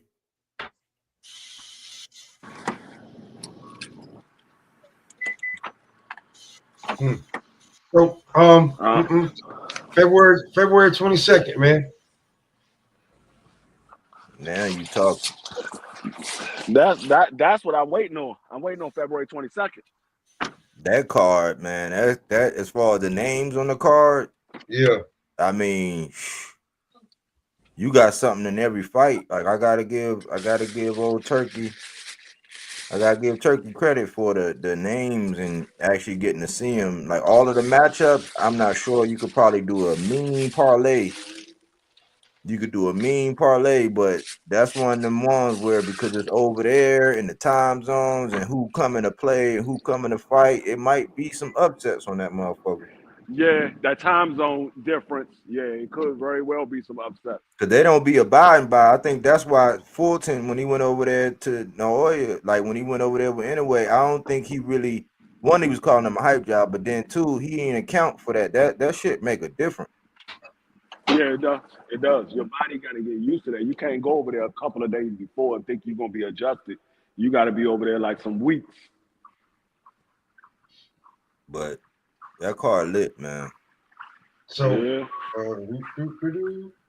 again, I've already heard this before. Hey, I'm gonna tell you, if you Virgil versus Madrimov, man. That's the fight. That's one of the fights I really want to see. Oh, hey, I think Virgil gonna get slept. I feel that too. I don't think We gonna find out who both of them guys are for real, for real. We gonna find out who they are, man. I know who Virgil is. He got recovery, but I don't know, man. I think Majamal going. I think. I think I don't know. He's sleeping. I mean, I know you can't judge a fighter by who he fought before because it's different style, different mentality. But what I saw from Manuel against Crawford and what I saw from Virgil against his last opponent, I don't see Virgil winning that fight. I don't see Virgil winning that fight, dog. Yeah, because you had Boychuk winning, didn't you? Huh?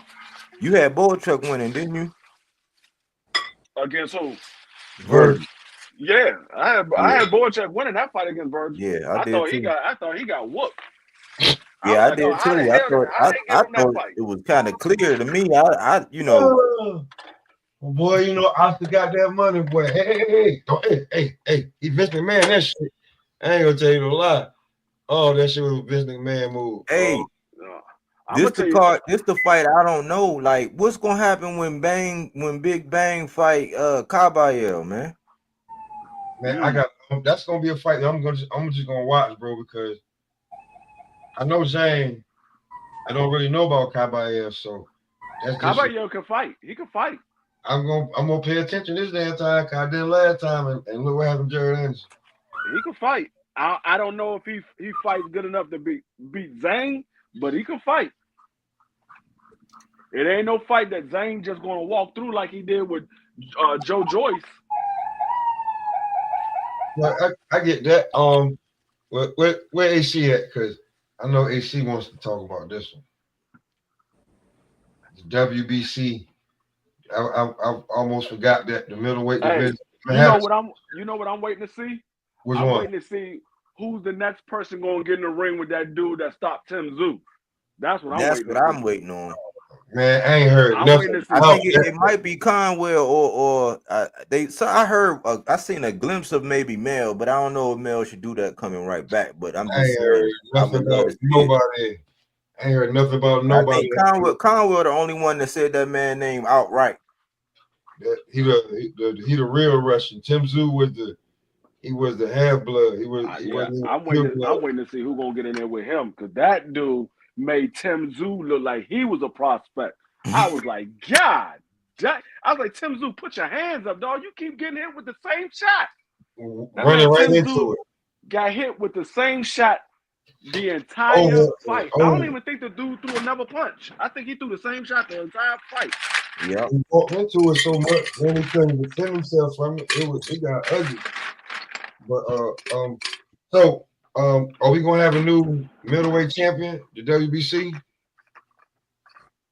I got him washing. I got Adonis getting washed like a baby, man. Adonis versus who? Carlos Adames against Hamza Shiraz. Like, he getting washed. Man. Oh yeah. Shiraz can fight. Adames only got that. Like, if you let him load up and hit you with that right hook or whatever, like, but he can't box like that. Like the way Hamza fight, he fight behind the jab. He throws combinations off of it. It's gonna be a long day at the office for Adames, man. Yeah, Shiraz can fight. I've seen Shiraz fight a few times. He can fight. Yeah. Look like I stepped in right on time, bro. You talk about my boy versus man. Yeah, cause you know we're gonna round it up in probably like 15, 20, so we're gonna get through. Yo, listen, man. That people's talking about but Adames is on the knockout streak. It's like it's about to come to a nice little end because Hamza gonna box circles around this dude. You know, beat him from pillar to post is you know what I'm saying? I'm not predicting a stoppage or anything like that, but I'm just like, watch what you're gonna see out of this dude. It's gonna be something people gonna talk about for a nice little minute. Hey, he might stop him, AC. I'm gonna tell you why. I'm gonna tell you why. Because it wasn't until too late J-Rock figured it out, and we know J-Rock ain't the same guy, but J-Rock put it together a couple times, and I'm like, I know Hamza saw that, man, Yeah. and he got the dimensions to be able to do it where Adamas got to get reckless to get on the inside, and all he gonna try to do is batter him with the right, but he ain't gonna be able to land that joint flush, in my opinion. So it might be No, one of the I'm things where he just catch him coming in swinging wild and hit him either with an up or a short little choppy hook, and I see that it could. I ain't gonna say it's going to because I don't know how Adamas coming, yeah. but he could stop him. Bro, I originally when I heard about the fight, I said Hamza about to outbox this nigga and knock him the fuck out to send a statement to Laura. I think that's Laura that got the other belt. And Yeah, Jenna. 160. Yeah, that Laura got a belt at 160. Yeah, so I think he's going like that was my. I'm just trying to be nice now that the fight is coming closer. You feel what I'm saying? But in the back of my mind, I'm still going with my original prediction that Hamza's going out there to make a statement because he needs that statement for the Laura fight, and then he needs for the Laura fight. That's another statement. So now it forces Jennebeck to say, "Am I actually going to stay in this division and risk it?" Or can I go up to 168 and just kind of hide in the mix a little bit? You feel what I'm saying? And then spring out and do my thing at 168. I could leave 160 to Hamza. Hey, I want to ask y'all a question. I saw something. I want to know how true it is. I saw a flyer that said Steve Nelson is going to be fighting Jake Paul. He campaigning for it, but I He don't can't. think Yeah, he called them and said, "Yeah, or they was online, and Nelson said, if that fight fell through, why not fight me?" Basically, what he did with Pacheco. Man, he would end Jake Paul. He would end all that hype around Jake Paul, man. Like Jake Paul ain't ready for that, man. He ain't gonna let him do that. I hope he do stop him. He won't even get back. I want him to spin the block on Rockman Jr., man. That's why I say, man, he moving funny. They be trying to give him all this credit, but it's like spin the block because Rockman Jr., even though I'm not the biggest fan, I think he'll get him. I think he'll probably put him out, man. Yeah, I couldn't remember his name, and I was just saying the other day, I was like, when I was on BMAC, I was like, yo, I forgot the dude's name, but it was Rockman Jr.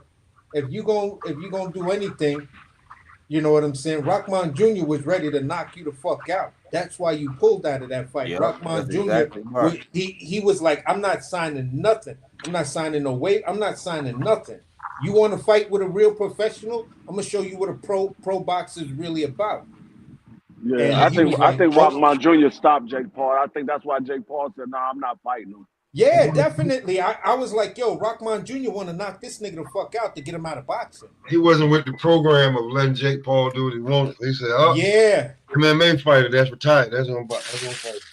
Yeah, exactly. So that's why I'm like, bro, the nigga fight Canelo. I mean, come on, man.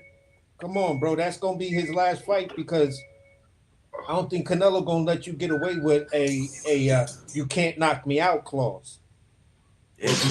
And he ain't gonna fight. He ain't gonna fight Steve Nelson because Steve Nelson IQ is too much, and then Steve Nelson learned some things from fighting Pacheco. Yeah, so that'll be like a layup for him, man, to get that. And Jake ain't gonna let him do that, man. He gonna make Nelson sign a "you can't knock me out" clause too, because Nelson, So Cole will knock Jake Paul the fuck out in 5 rounds if that shit is not there. 4 or 5 sparring match. For All right. Okay. WBC lightweight championship. Shakur Stevenson versus Kid Austin. I want to hear D Free on this one, man. I don't want to take the shine. I want to hear D Free on this one. Yeah, I know Blue Hustle right there. I know he got something to say. No, I just waited till everybody else go. I waited till everybody. What was the fight y'all was saying? Shakur versus Floyd. Yeah, Shakur Stevenson. You said Shakur. Austin versus Shakur. Yeah. I I got Shakur winning on points, but if Kid Austin go in there with nothing to lose, I could see Shakur might be getting a little exposed. I could see Shakur might get a little exposed because the word is Shakur doesn't like people with power, and he tend to freezes up and go defensive when somebody got power. If Kid Austin go in there and hit Shakur with something, and Shakur go defensive, I want to say something. I don't know. I got Shakur winning though, but hey, I wouldn't be surprised if this fight goes a different way that most people expect it to go. I think Shakur is too seasoned for Kid Austin. This is the first time Kid Austin ever fought in a title fight. It would be the first time Kid Austin ever went 12 rounds. So I could see him getting outboxed because of the experience.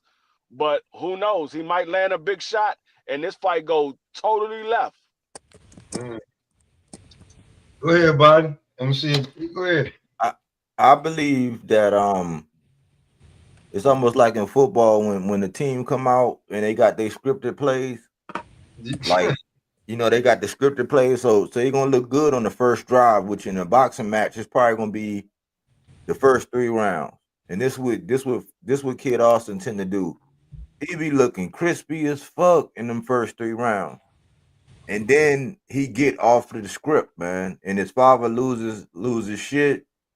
And I think Shakur is patient enough to get by that script and then start picking them apart. However, if Floyd get by with one of them power hooks he be throwing or whatever that shit is he be throwing, and he actually tapped that chin good, yeah, it could get interesting. I just think that Shakur is going to be, he's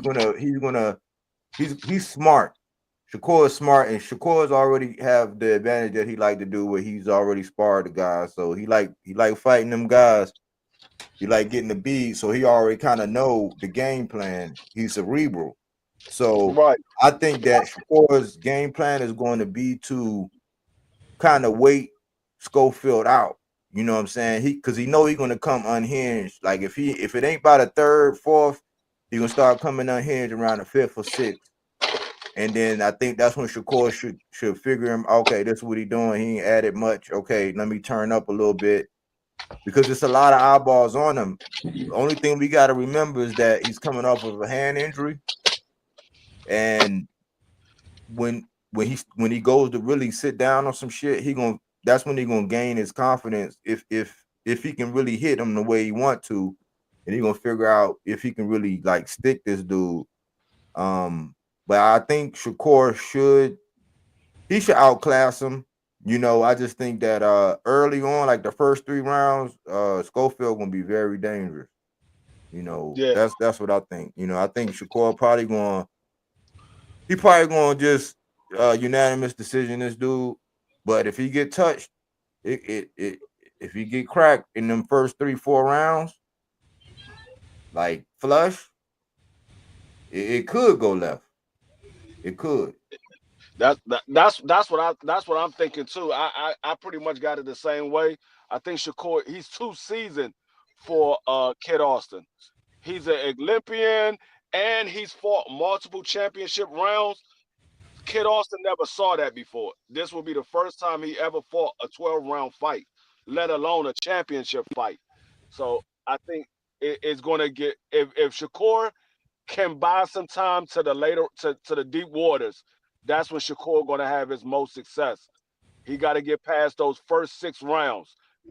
So because that's when Kid Austin going to be at his dangerous. Those first 6, he going to be at his dangerous.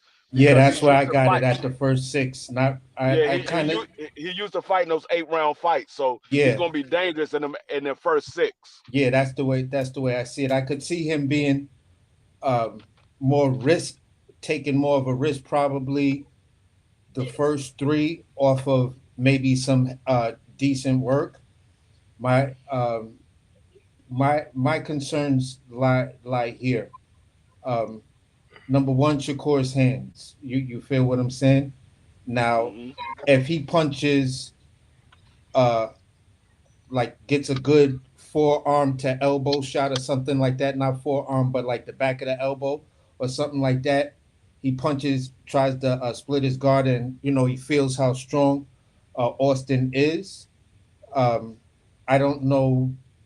I don't know what that does to his hand. Constantly trying to punch a guy that may be holding up a high guard most of the night. You feel what I'm saying, and then takes a risk with a lunge. Yeah. My other thing is Shakur has been moving more and more into this style of where he wants to have that hand out like a probe or a gauge, touch your gloves, and then throw the shot right behind it. He seemed to be more on that with people that he feels are not a threat to him. So if he comes out with that style, I'm more than likely going to feel there's a stronger possibility he gets caught. If you comes out with the twitchy herky jerky, taking the nice little half steps and side steps, I'm gonna be like, this is a confident nigga. I think he's ready to. He's looking at that. He's gonna do some beautiful counter work, some excellent footwork and stuff like that. As far as a master class of how to outclass a motherfucker is basically what I'm talking. But if I see him coming out with that kind of, I'm gonna hold my hand out there and probe you because I don't count you as a threat, and I'm gonna just hit you right off the back of that. I think that might be the thing that Schofield will go into the guard to pull him into the trick, duck out, and boom, come right over the top with one of those hooks. Yeah. I mean, yeah, it definitely, the one thing that Shakur cannot do is win this fight badly.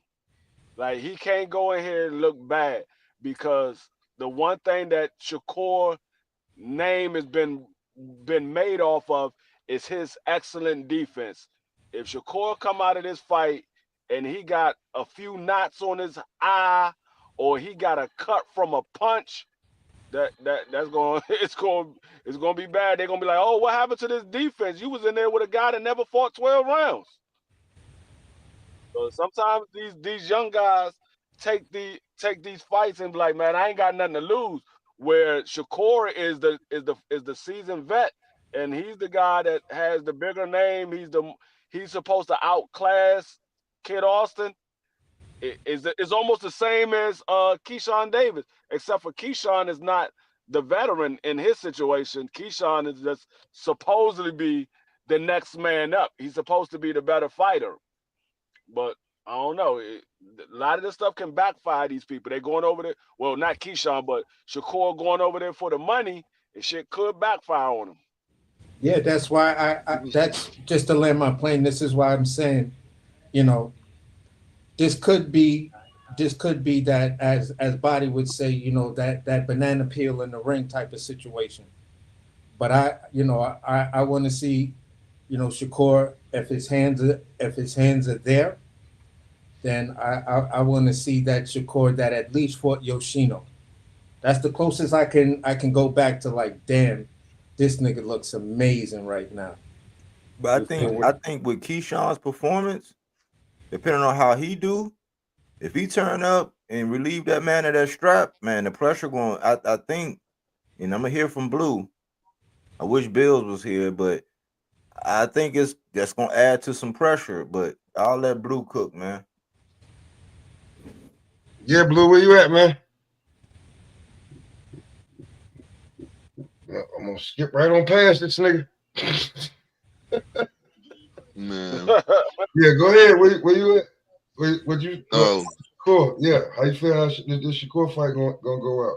oh, I'm gonna be real quick about it, but simple. I think Shakur gonna do the same thing he did to him in sparring. He gonna hit him with a body blow and possibly TKO him. You see what I'm saying? He ain't gonna be able to knock him out. That's not gonna happen. Ain't no KO coming. But I do believe it can be a TKO that will present itself, because the simple fact is, I think Schofield, he's just too young. I think he's a strong fighter. You know what I'm saying? He has something to prove, so he gonna sit there and take him. But if anything, I could see him hurting him, and maybe TKO where the ref would probably come in and stop the fight. Maybe that's all I'm saying about that. If it is a stoppage, it's not no knockout though. But when you were talking about the D Free was mentioned, he mentioned that he just believes that it's about the money. Did you say that? Now I said it could backfire. He went over there for the money. It Yeah. could So, backfire. but you got to look at it like this. They're already on record. The Schofields are already on record saying that, this is life changing. It's a game changer. You know what I'm saying? So they already understand that from their point of view, they don't even care if they lose. It's an experience for them. That's what the dad has already said on record. No, I'm not talking about Kid Austin. I'm talking about Shakur. No, I know what you're saying, but I'm saying it goes both ways. You see what I'm saying? It goes both ways because the simple fact is, no, I know. I see. I know what you're saying. I understand. I said I get it. I said I get it. Okay, I got you. But yeah, so I think it pretty much goes both ways, and I just think he's gonna go in there with his hands healed, and he's gonna go in there and do a body shot, and he's gonna make a difference. He could probably, he could KO him with a body shot, but I believe Kid Austin, he weathered the storm with them in sparring, so I think he'll be able to weather the storm. But maybe, I don't know. We'll see. I just don't see a KO coming like that. I believe he's gonna put on a master class, but if it does, I believe it could be a body shot. You know what I'm saying, or something that. So you think Austin just happy to be there? Huh? No, not at all. No, that's not what I'm saying at all. No, it's not what I'm saying at all. I was just giving pushback. I was just giving pushback because the simple fact he said he's talking about the money situation. I'm saying it goes both ways. Yeah, I got a question. I got a question though. Do y'all think, like, let's say Keyshawn goes in here and Keyshawn dominates his fight, but Shakur have a real close battle? Do you think it builds up any animosity between Keyshawn and Shakur? No. Styles make fights, man. It is what it is, and I'm a boxing fan, so I don't think it should. They've already on record saying that they. I don't think so. I don't think that it builds up. I don't think it builds up animosity. If anything, in my opinion, would build up animosity is how Top Rank would promote Keyshawn versus how they promoted Shakur. That's what I'm talking about. That's what I'm talking about. Okay. I'm talking about everybody putting their input in on the fight. Would it build up some type of animosity between the two? I know that they said they'd never fight each other. They look at each other as brothers, but a lot of times, it would be. I don't know if it would be animosity. I think they would probably start to think, hey, you know what? What about we do fight? But I think it'd still be like. I'm just looking at it. It's a possible potential animosity because if like I said, if Keyshawn comes out there and he blows Denny out of the water, and then Shakur has a fight with Kid Austin and he barely wins the fight, and they start pushing Keyshawn as the better fighter, he passes the big brother and stuff like that. I'm like, okay, is that going to build up any animosity between the two guys? Because now they started to push Keyshawn more than they pushing Shakur. Well, I'm gonna say this, D Free. I'm gonna say this. I was reminded about this clip because I seen this clip from a recent little video with Shakur, and it was in reference to Tank, and he said he the best, I'm the best. So yeah, I think it's going to happen. You know what I'm saying? That's what he said. Now, when Keyshawn get a hold of that belt, and everybody starts saying, because they already saying, oh man, Keyshawn got power. Oh, his fights are exciting. It's already starting. So they might try to disguise it, but somebody gonna feel some kind of way. Either Keyshawn gonna get a big head, or Shakur wanting to, maintain that hot, because they in the same division until Keyshawn go to 40. I'm gonna say it like I think until that happens, until Keyshawn go to 40, it's gonna be something there. They might not address it, but somebody gonna feel some kind of way. Yeah, I'm a kind of change change it now that you put a couple of those other dynamics. Because once you put that other dynamic in there, I always said it to try to troll, but I still saw what I saw. You feel what I'm saying? After Keyshawn's last fight, when all of them was in the dressing room, Shakur was kind of like back in the corner, kind of from the camera angle. I would say they made it appear that he was just in his back part while the crowd was a little bit in front of him, and they showed Shakur and he made this face. You feel what I'm saying? And Keyshawn was over in the front of the crowd talking his shit. So if you put that dynamic in there, the competitive, I would say, call it like this, the competitive pettiness of fighters on that level, yeah, animosity is going to build up most definitely. Because guys that get to a certain level, they become petty as fuck. Like anything could trigger them off and be like, yo, I'll fuck you up. Yeah, because right now, everybody looking at it like Tank got a belt, Baranchek got a belt, and people don't really care about Baranchek having a belt. Shakur got a belt, and Loma got a belt. When that landscape changed, if Keyshawn go in there and do his thing, and we looking at Tank having a belt, Keyshawn having a belt, Shakur having a belt, and Loma having a belt, and Shakur's already said he the best and I'm the best, so I think that fight gonna happen. When people start inserting Keyshawn in that conversation, it's organic. Like something's gonna shake. You know, well, hold on. Go ahead. You know how old Keyshawn was.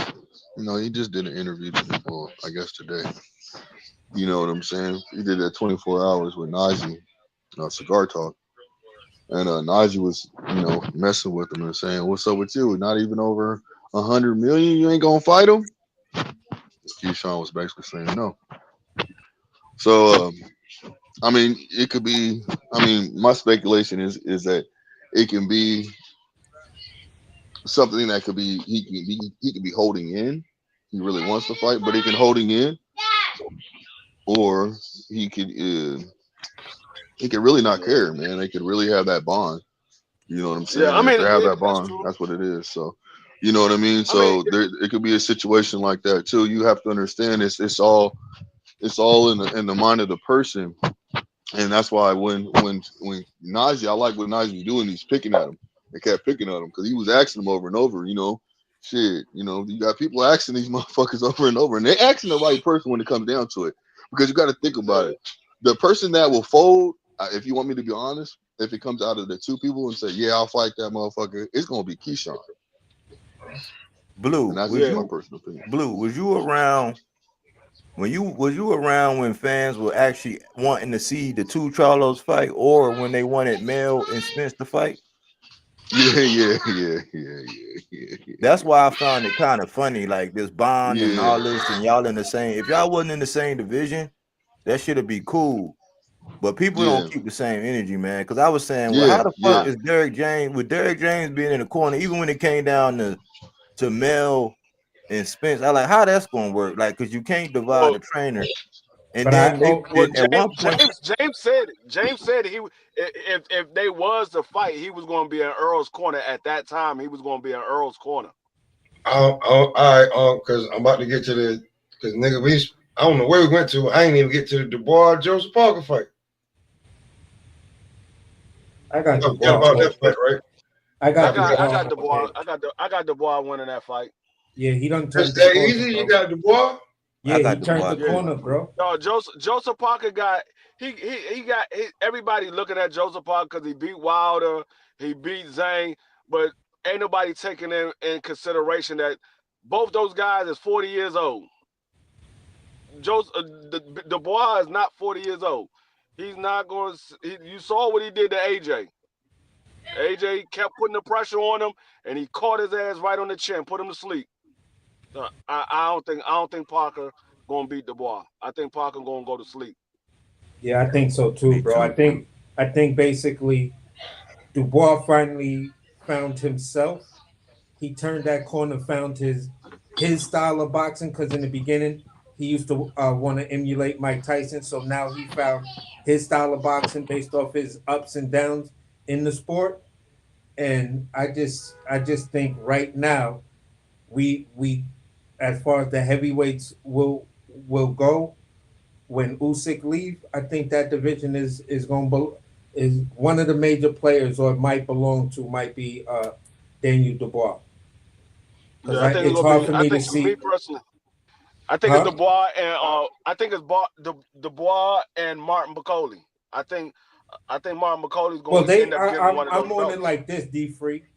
They're on a collision course to meet anyway. That fight is going to happen. It's going to happen on a major Riyadh card. You feel what I'm saying? Probably another clash of the heavyweights where we're going to get some of these newer heavyweights. The big bald dude that fought on Bud's undercard before, Steve Nelson. You're going to see a lot of new heavyweights, premiere of new heavyweights and shit like that. Contenders, like guys looking for their contendership. And Dubois and Bacoli going to headline that. That fight going to happen, bro. Yeah, he got to get his name back because Martin Bacoli knocked Dubois out in sparring. He got to get his name back. You got to get that back. Yeah, and that hey, bro, I stopped him and Usyk in sparring. You ain't going to see nobody say I didn't. Yeah, he fucked both of them, Usyk and. Yeah. He said, I stopped both of them in sparring. And ain't nobody going to say I didn't. That's a fight that honestly needs to marinate a little bit more. But you know what I'm saying? I could see that fight happening, late 2025 or early 2026. Or middle of 26. Sorry. Like more the middle of 26, summertime and shit like that. I know Dubois said he want to get the rematch with Usyk, and Usyk said, "Yeah, we can do it." But Frank Warren, I don't know. I don't know if Frank Warren really want to go that route, being because he feel that, somehow another Tyson Fury won that last fight. Won what last fight? Usyk. I don't give a fuck what he talking about. He tripping. Yeah, he what was last pissed. fight? Tyson Fury got his ass whooped 2 times. Bro, but listen, they on that. I beat that boy. That's what they on. I don't care what coke he on. That nigga, everybody saw his ass. I don't care what they want. That nigga Tyson Fury said, "Man, I can't beat that little dude. I'm done." Word. Look, here this nigga come when the damn shit almost over. This nigga. In the main event, Viterbiev, Bivol. But you ain't say who you had, Pop, with the Dubois joint. Man, everybody picked Daniel. I'm gonna pick the light skinned nigga. I'm gonna get a light skinned nigga a shot. That shit was easy for y'all. Everybody was like, Dubois. I was like, yeah, Dubois been the dark horse. We talked about that. He been the dark, and contrary to what everybody said, man, that body shot was legal, man. If it wasn't for the business of boxing, man, that shit, the landscape would look totally different. I ain't gonna open up that can of worms, but go ahead, man. That was true. I ain't gonna deny that. That's true. But I'm gonna get a light skinned nigga a shot. He got here. He had to beat who, because ain't nobody haven't beaten. Ain't too many people haven't beaten Wild, and I know ain't nobody haven't beaten Zane. I'll be real with you. Yeah, I mean, but like I said, that he can't take two guys that's 40 years old though. He can't take Dubois' power, bro. You're not gonna be able to take that. Wilder never got the shot off on him. Zhang never got a clear shot off on him.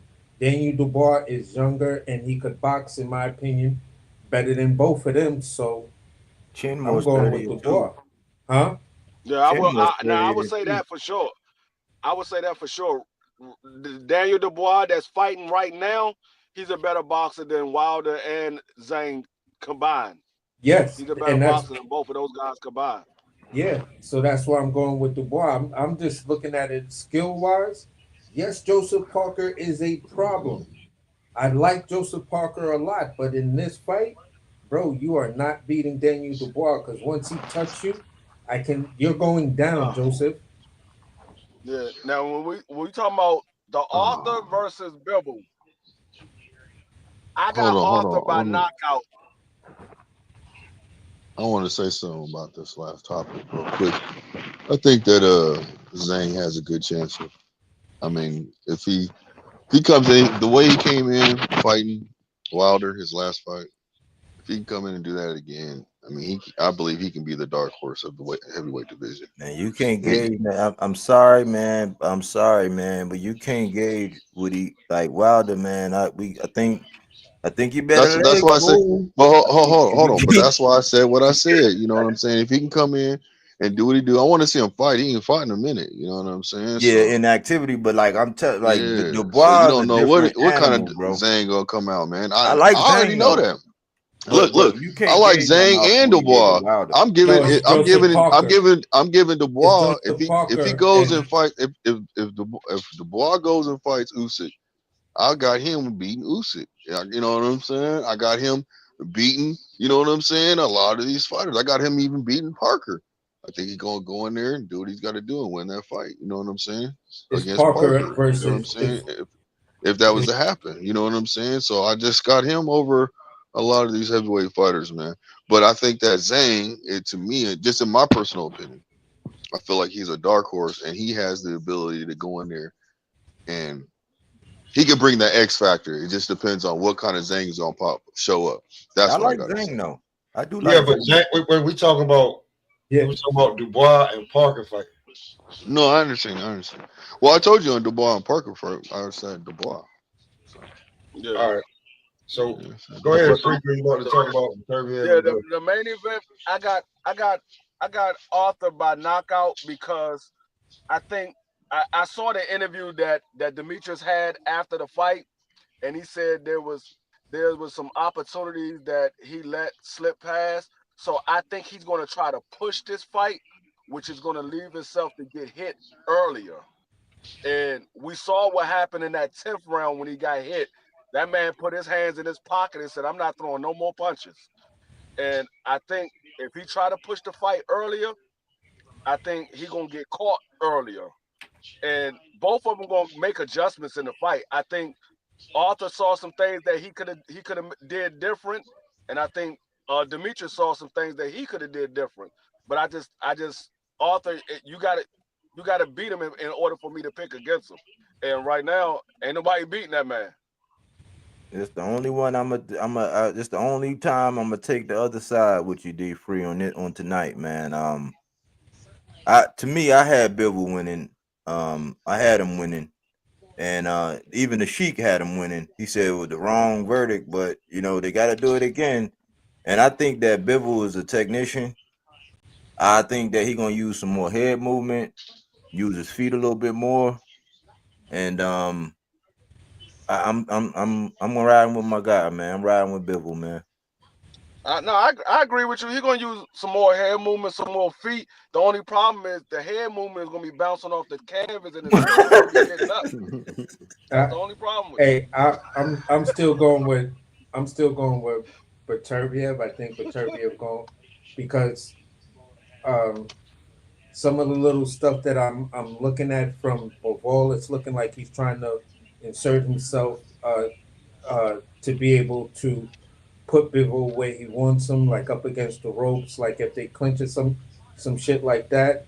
So it's looking like he's making those kind of adjustments as well. And I think against a Beterbiev, it's not gonna go well for you to try to manhandle that dude. I think people are gonna estimate how strong he is, and I think Bivol already knows, but he's like, yeah, this guy was really powerful in the clinch. I couldn't control him, so I want to be able to at least match him or control him. And I don't know. I don't know. I would probably be more focused on trying to stay out of the clinch with him and just go to the style that beat fight stylistically like how you beat Canelo Alvarez. That in and out, good footwork, the quick joints, pop, pop, pop, pop, pop, and then you out. I think that's how you beat Beterbiev. and shit like that. Because Beterbiev is not the guy that's gonna bounce with you like that.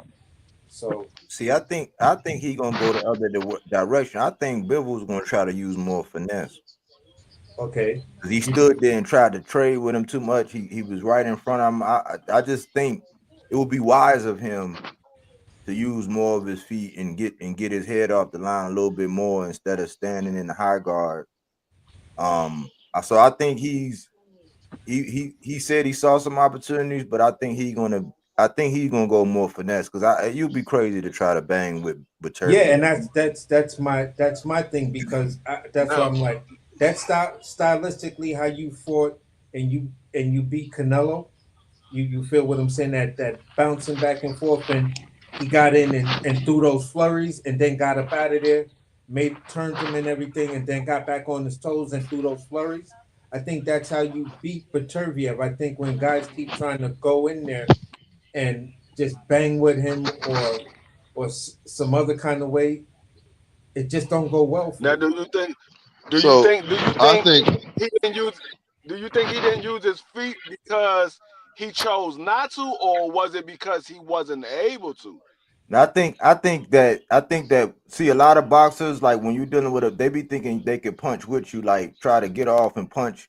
And I think with Beterbiev, since the man got hands of stone, I think that it wasn't ending up, and it was just like it was almost like y'all remember when here recently when Benavidez and Morrell was getting into it, and we were sitting there looking. I know I was sitting there looking at it. I'm like, why is he standing there in that hard guard like that? Because I seen moments in time when Bivol was doing that, and I'm like, because it paralyzes you. It's like, damn, it's coming. So you get hit, right? Head pop back, and you stuck in that hard guard. You're like, damn, am I gonna go left? Am I gonna go right? Like, what am I gonna do? And then boom, he hit you again with them short choppies. Boom, boom, boom. And then it's like, damn, I gotta get out of here. But you done already took that damage. You can't stand there and punch with the dude. You got to do like AC said. He got to get in, get his off, bop, bop, bop, and then out of the way and make him chase you around. I think he stood there longer than what Bivol would normally do. He can do that against a Zerto or somebody like that. Yeah. Zerto ain't had no pop or nothing like that. He just washed him. He could do that with Canelo because Canelo didn't have the arm reach. You can't do that with Beterbiev. So I think with Beterbiev, Bivol said something, and a lot of people. He mentioned the punching power of both fighters, Canelo and Beterbiev. Canelo throws harder punches because he's always throwing hard. He said, but Beterbiev, he throws punches in bunches, but his punches hurt. You see what I'm saying? Because he's stronger.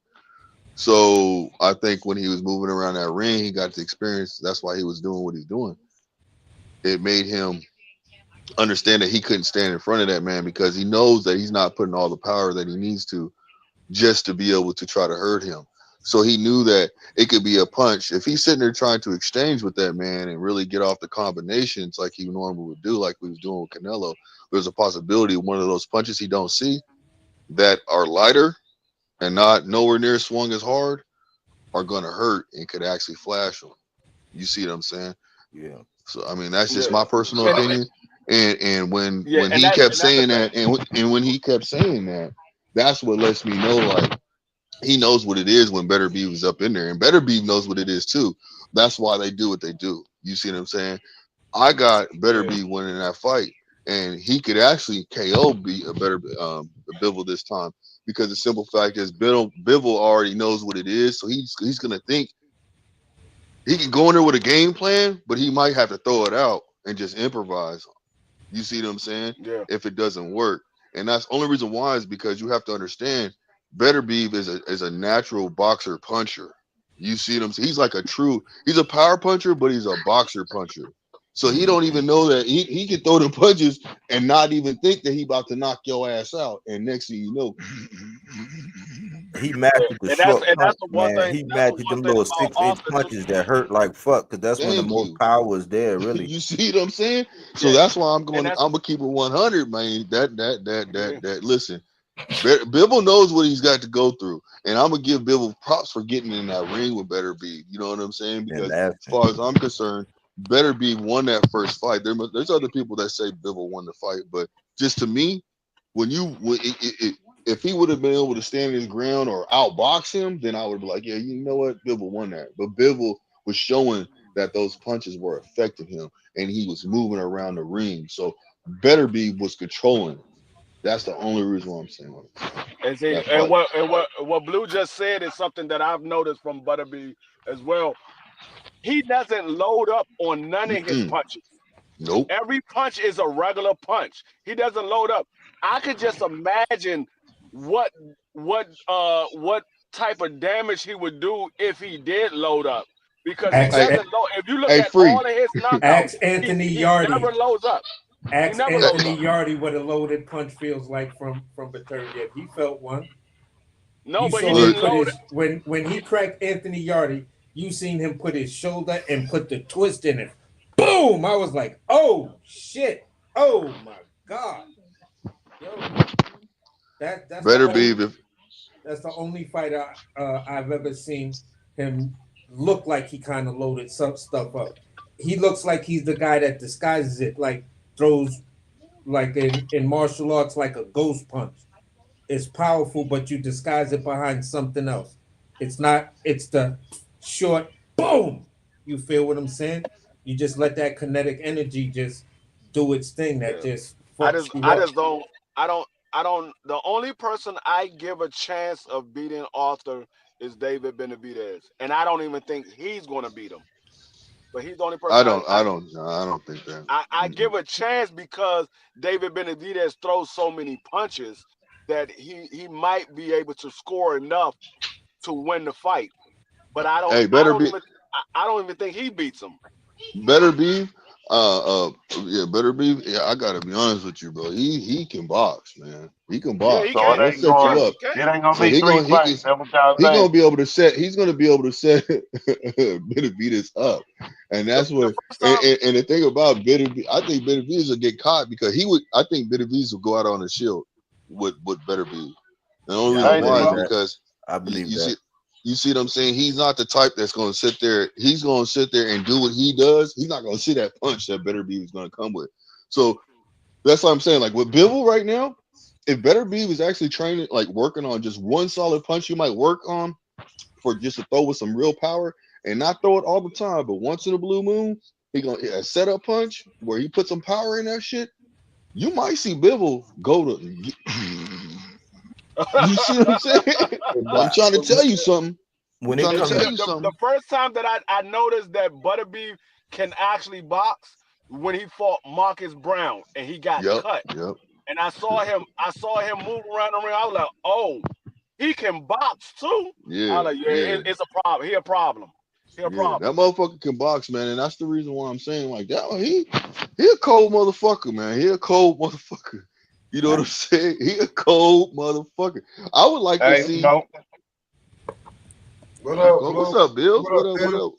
Well, hey, man, y'all got to wind back for a minute, man. Y'all got to hold up for a minute, man. Y'all done talked about Shakur. I'm in the job, mad, punching the wall. They ain't let me put nothing in the chat. I'm just like, what the hell going on? You know what I'm saying? I had to reset my phone and everything. I'm like, hold on, it ain't let me say nothing. So, hey, all I say is, my boy gonna put on a wonderful show because Kid Austin gonna result back to that little glitch he got when he reset. He rub his shorts. Watch what I tell you. He got a tick. He got a tick. Yep, he sure does. He gonna get it there. He does. Boop, and it's over with.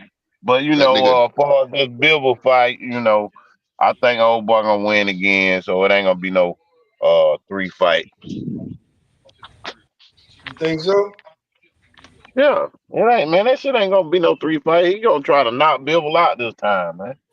He gonna be like, I gave you a little bit too much room. The way you think you can use your jab, and you got me doing too much work. So I'm finna put some heat on you real quick. I mean, unless you gonna come in there doing something different. No, you gonna come in there with that stick and think you gonna get away with it. And I'm gonna start punching the shit out you. This nigga Gooch just said he said act like he Roman Reigns. This motherfucker. That's why you sick. Talking all that shit. That's why your stomach hurt. You gotta go boo-boo right now, motherfucker.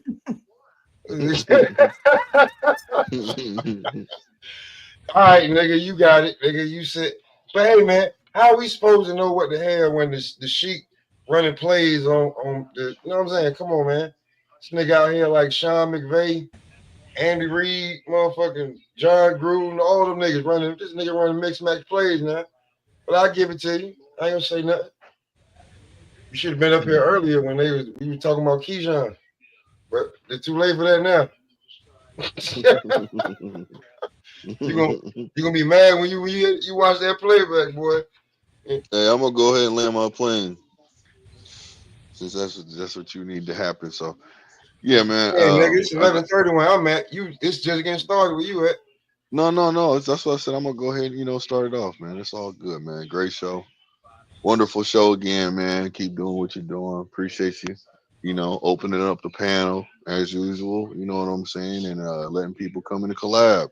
It's and, my get fault their anyway. I'm point supposed to start a little bit. I'm supposed to start like 2 hours sooner, but yeah, we had that Keyshawn Davis thing running through here, man. Yeah. That's what we're gonna be talking about probably most of the week. Yeah. Well, it's gonna be. Hopefully, it's a good fight. I would like to see. When it comes to some of my favorite fighters, I want to see them always do wonderful. Go if they're going through some adversity, but at least win with a bang. If you go through some adversity, knock that motherfucker cold the fuck out. You know what I'm saying? Have his arms stiff in the air with his hands curled a little bit and his feet straight out or something. You know what I'm saying? That's Like, what you want. you know what I'm saying? Hey, if Keyshawn could pull that off, man, let's get it. You know what I'm saying? Shit, you feel me? I'm with it. Since it's all about Keyshawn, we're gonna keep it on Keyshawn right now. So yeah, man, the card seems it's a good card, and man, I just want to see the best fight the best as usual, and on to the next one, man. So good looking, Blue. Mm-hmm. Who else? Who Shit, I'll land mine. I gotta come in here and drop some landmines talking about motherfucking tank. One more statement. You know One more what I'm saying? statement. One more statement. You know what I'm saying? You know what I'm saying? What up to the panel? What up to the chat? And what up to everybody listening? That's what I usually say. So salute, Blue. Salute, Blue. That's all. All right, now, Bill, go ahead with your damn tank shit. Nah, all I'm saying is, Bills, I'm get looking them, forward goddamn, get them, Bills. to the Keyshawn fight. I ain't really got much to say about Tank, man. He ain't really doing too much, man. He training is, last time I seen him, he had black fingernails. So I guess he got damn on some dog shit right now. You know what I mean? His hell is high. You know what I'm saying? I guess he's trying to do what he got to do. But we got a couple pocketbooks and shit. He got a pocketbook line. But at the end of the day, huh? I ain't fucking with you, man. I'm driving. I'm trying to drive, and motherfucker behind me and shit. See, y'all got me cussing. Yeah, but anyway, good show, man. Y'all always like ruffling some feathers, man. That's why I come on with my bullshit. You know what I'm saying? I appreciate it. Ain't nothing like it. So keep it up. We're gonna keep taking our shots at each other, and we're gonna make a good show. All right. Appreciate that, bro. Bills. Well, I'll land, man. What I want to say is, man, I am I'm in support of Keyshawn. One thing I try to do is try to add balance to everything, and I try to look at the future of boxing and where it's going to go, and looking at, okay, if this boxer was in that position, like if Keyshawn was that guy, how would he move, and how would the narrative be painted? So when things happen on a fighter's rise to the top and how they act, I give them a little pushback on certain things, because I look at it like, if you was in that spot, your fans, your only fans, all your supporters, they wouldn't be acting the same way. They'd be in full support and giving you your just dues as either the A side or that guy or that, whatever. So a lot of the time when I'm being honest about Keyshawn, they get misconstrued, man. He's from the VA, man. And I try to support all these guys, even Shakur, being from Jersey. I try to support these young black brothers. I'm glad that it's his time to shine. I hope that he does his thing. I would just caution him not going in there looking for the knockout, but show up and show out. You know what I'm saying? Put on a show, put that pressure on the rest of the division, and live up to your potential, because you could be doing a lot of other things out here, especially coming from that environment. But you chose to put on them gloves, and I wish him success. And that the undercard is a sneaky good undercard. So in between, getting one in or having your little session with your lady, man, check out the card. I'm gonna be watching. I'm gonna be bright eyed and bushy tailed, trying to figure out what's going on. You know what I'm saying? Like the way we do. But good I'm trying to cookers see always pop. it might AC, go. Blue, D Free for popping in. Coach, what was his Captain Chaos for keeping the chat lit. Goose That nigga for is popping in. different. You know what I'm saying? If I ain't say Blue, Bills. You know what I'm saying? Salute to all y'all, man. Till the next time. Good looking body. AC, go ahead, man. Yeah, man, I'm gonna land my plane right here. I started watching Beterbiev when he fought the same guy that Benavidez fought when he moved up to 75. Oh, the former champ, the guy he got the belt from? No, the Alexander. Wosley. Yeah, that's when I saw Beterbiev fight that dude. That's when I was like, oh, this dude looked different. You feel what I'm saying? So at the end of the day, I've been super impressed with him. I've also been super impressed with Bivol. Like I said, when with the first fight, I didn't, it was, you can't get mad at anybody for what they choose, and I feel it about this fight as well. I don't believe I have Beterbiev stopping him right now, stopping Bivol or whatever. I think Bivol has a chance to win, just like I think Beterbiev has a chance to win. But there's certain things that I think I hope Bivol doesn't do, because it might take away. But I'm not a skilled boxer as him, so you know what I'm saying. He's seen something that makes him want to be able to control that, or felt something that makes him want to compete at that level. But great night, man. Keyshawn, I wish you the best. You're a great talent. I hope you become champion and stuff like that. My concern for you, if you would listening to this, or this gets to the universe and makes it to your ear, stop talking about future fights and always worry about the one in front of you. That's what all the legends did. That's what all the greats do. So learn that lesson soon, because don't start to count your money before you made it. You feel what I'm saying? So at the end, at the end of the day, bro, worry about this guy in front of you. You can have a spectacular performance. I think if you just really focus on him and not get caught up in everything and all of that other stuff. But I believe you know what you're doing. I believe you're a guy that we're gonna call a special talent and shit like that. So let us see it. You know what I'm saying? Let us definitely see it. So show up, show out. I'm looking for a great fight on a great looking card right now. So that's where I land my plane, man. Salute to everybody on the panel. Salute to everybody in the chat. You feel what I'm saying? Captain Chaos, man, you crazy as fuck, bro. Chaos, yeah. Yo, if you could hear me out there, bro, next time you come up on this, come up in the chat, man. No me oda, bro. No me oda. Tu sabes? You feel what I'm saying? So that's where I'll leave it. So great show, Pop. On to the next one, bro. All right, man. I appreciate everybody pulling up. I'm gonna be talking about this till the fight happens. So next week, tomorrow, day after, all the way up until the fight, man. All right, for I'm sure. free, man. You know I send the back call out, man. But till next time, man. But you know what? Since that boy, man, cocky and confident, man, we gonna go out like this.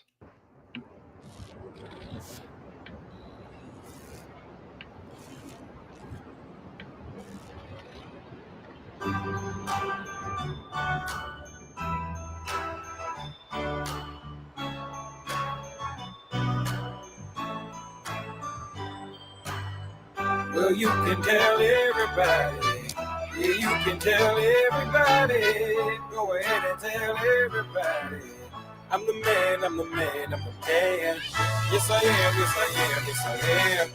I'm the man, I'm the man, I'm the man. I believe every lie that I ever told. Paid for every heart that I ever stole. I played my cards and I didn't fold. Well, it ain't that hard when you got sold. Somewhere I heard that life is a test. I've been through the worst, but I still get my best. God made my mold different from the rest. Then he wrote that mold, so I know I'm blessed. Stand up now and face the sun. Hide my tail or turn and run. It's time to do what must be done. Be a king when kingdom comes. So you can tell everybody. Yeah, you can tell everybody. Go ahead and tell everybody. I'm the man, I'm the man, I'm the man. So you can tell everybody. Yeah, you can tell everybody. Go ahead and tell everybody. I'm the man, I'm the man, I'm the man.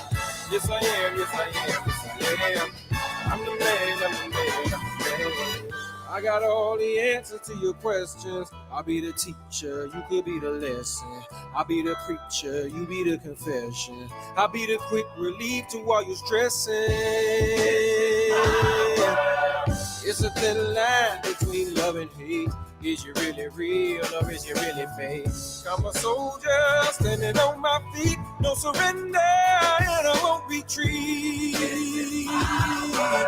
Stand up now and face the sun. Won't hide my tail or turn and run. It's time to do what must be done. Be a king when kingdom comes. So you can tell everybody. Yeah, you can tell everybody. Go ahead and tell everybody. I'm the man, I'm the man, I'm the man. Well, you can tell everybody. Yeah, you can tell everybody. Go ahead and tell everybody. I'm the man, I'm the man, I'm the man. Yes, I am, yes, I am, yes, I am. I'm the man, I'm the man, I'm the man. I'm the man. Go ahead and tell everybody.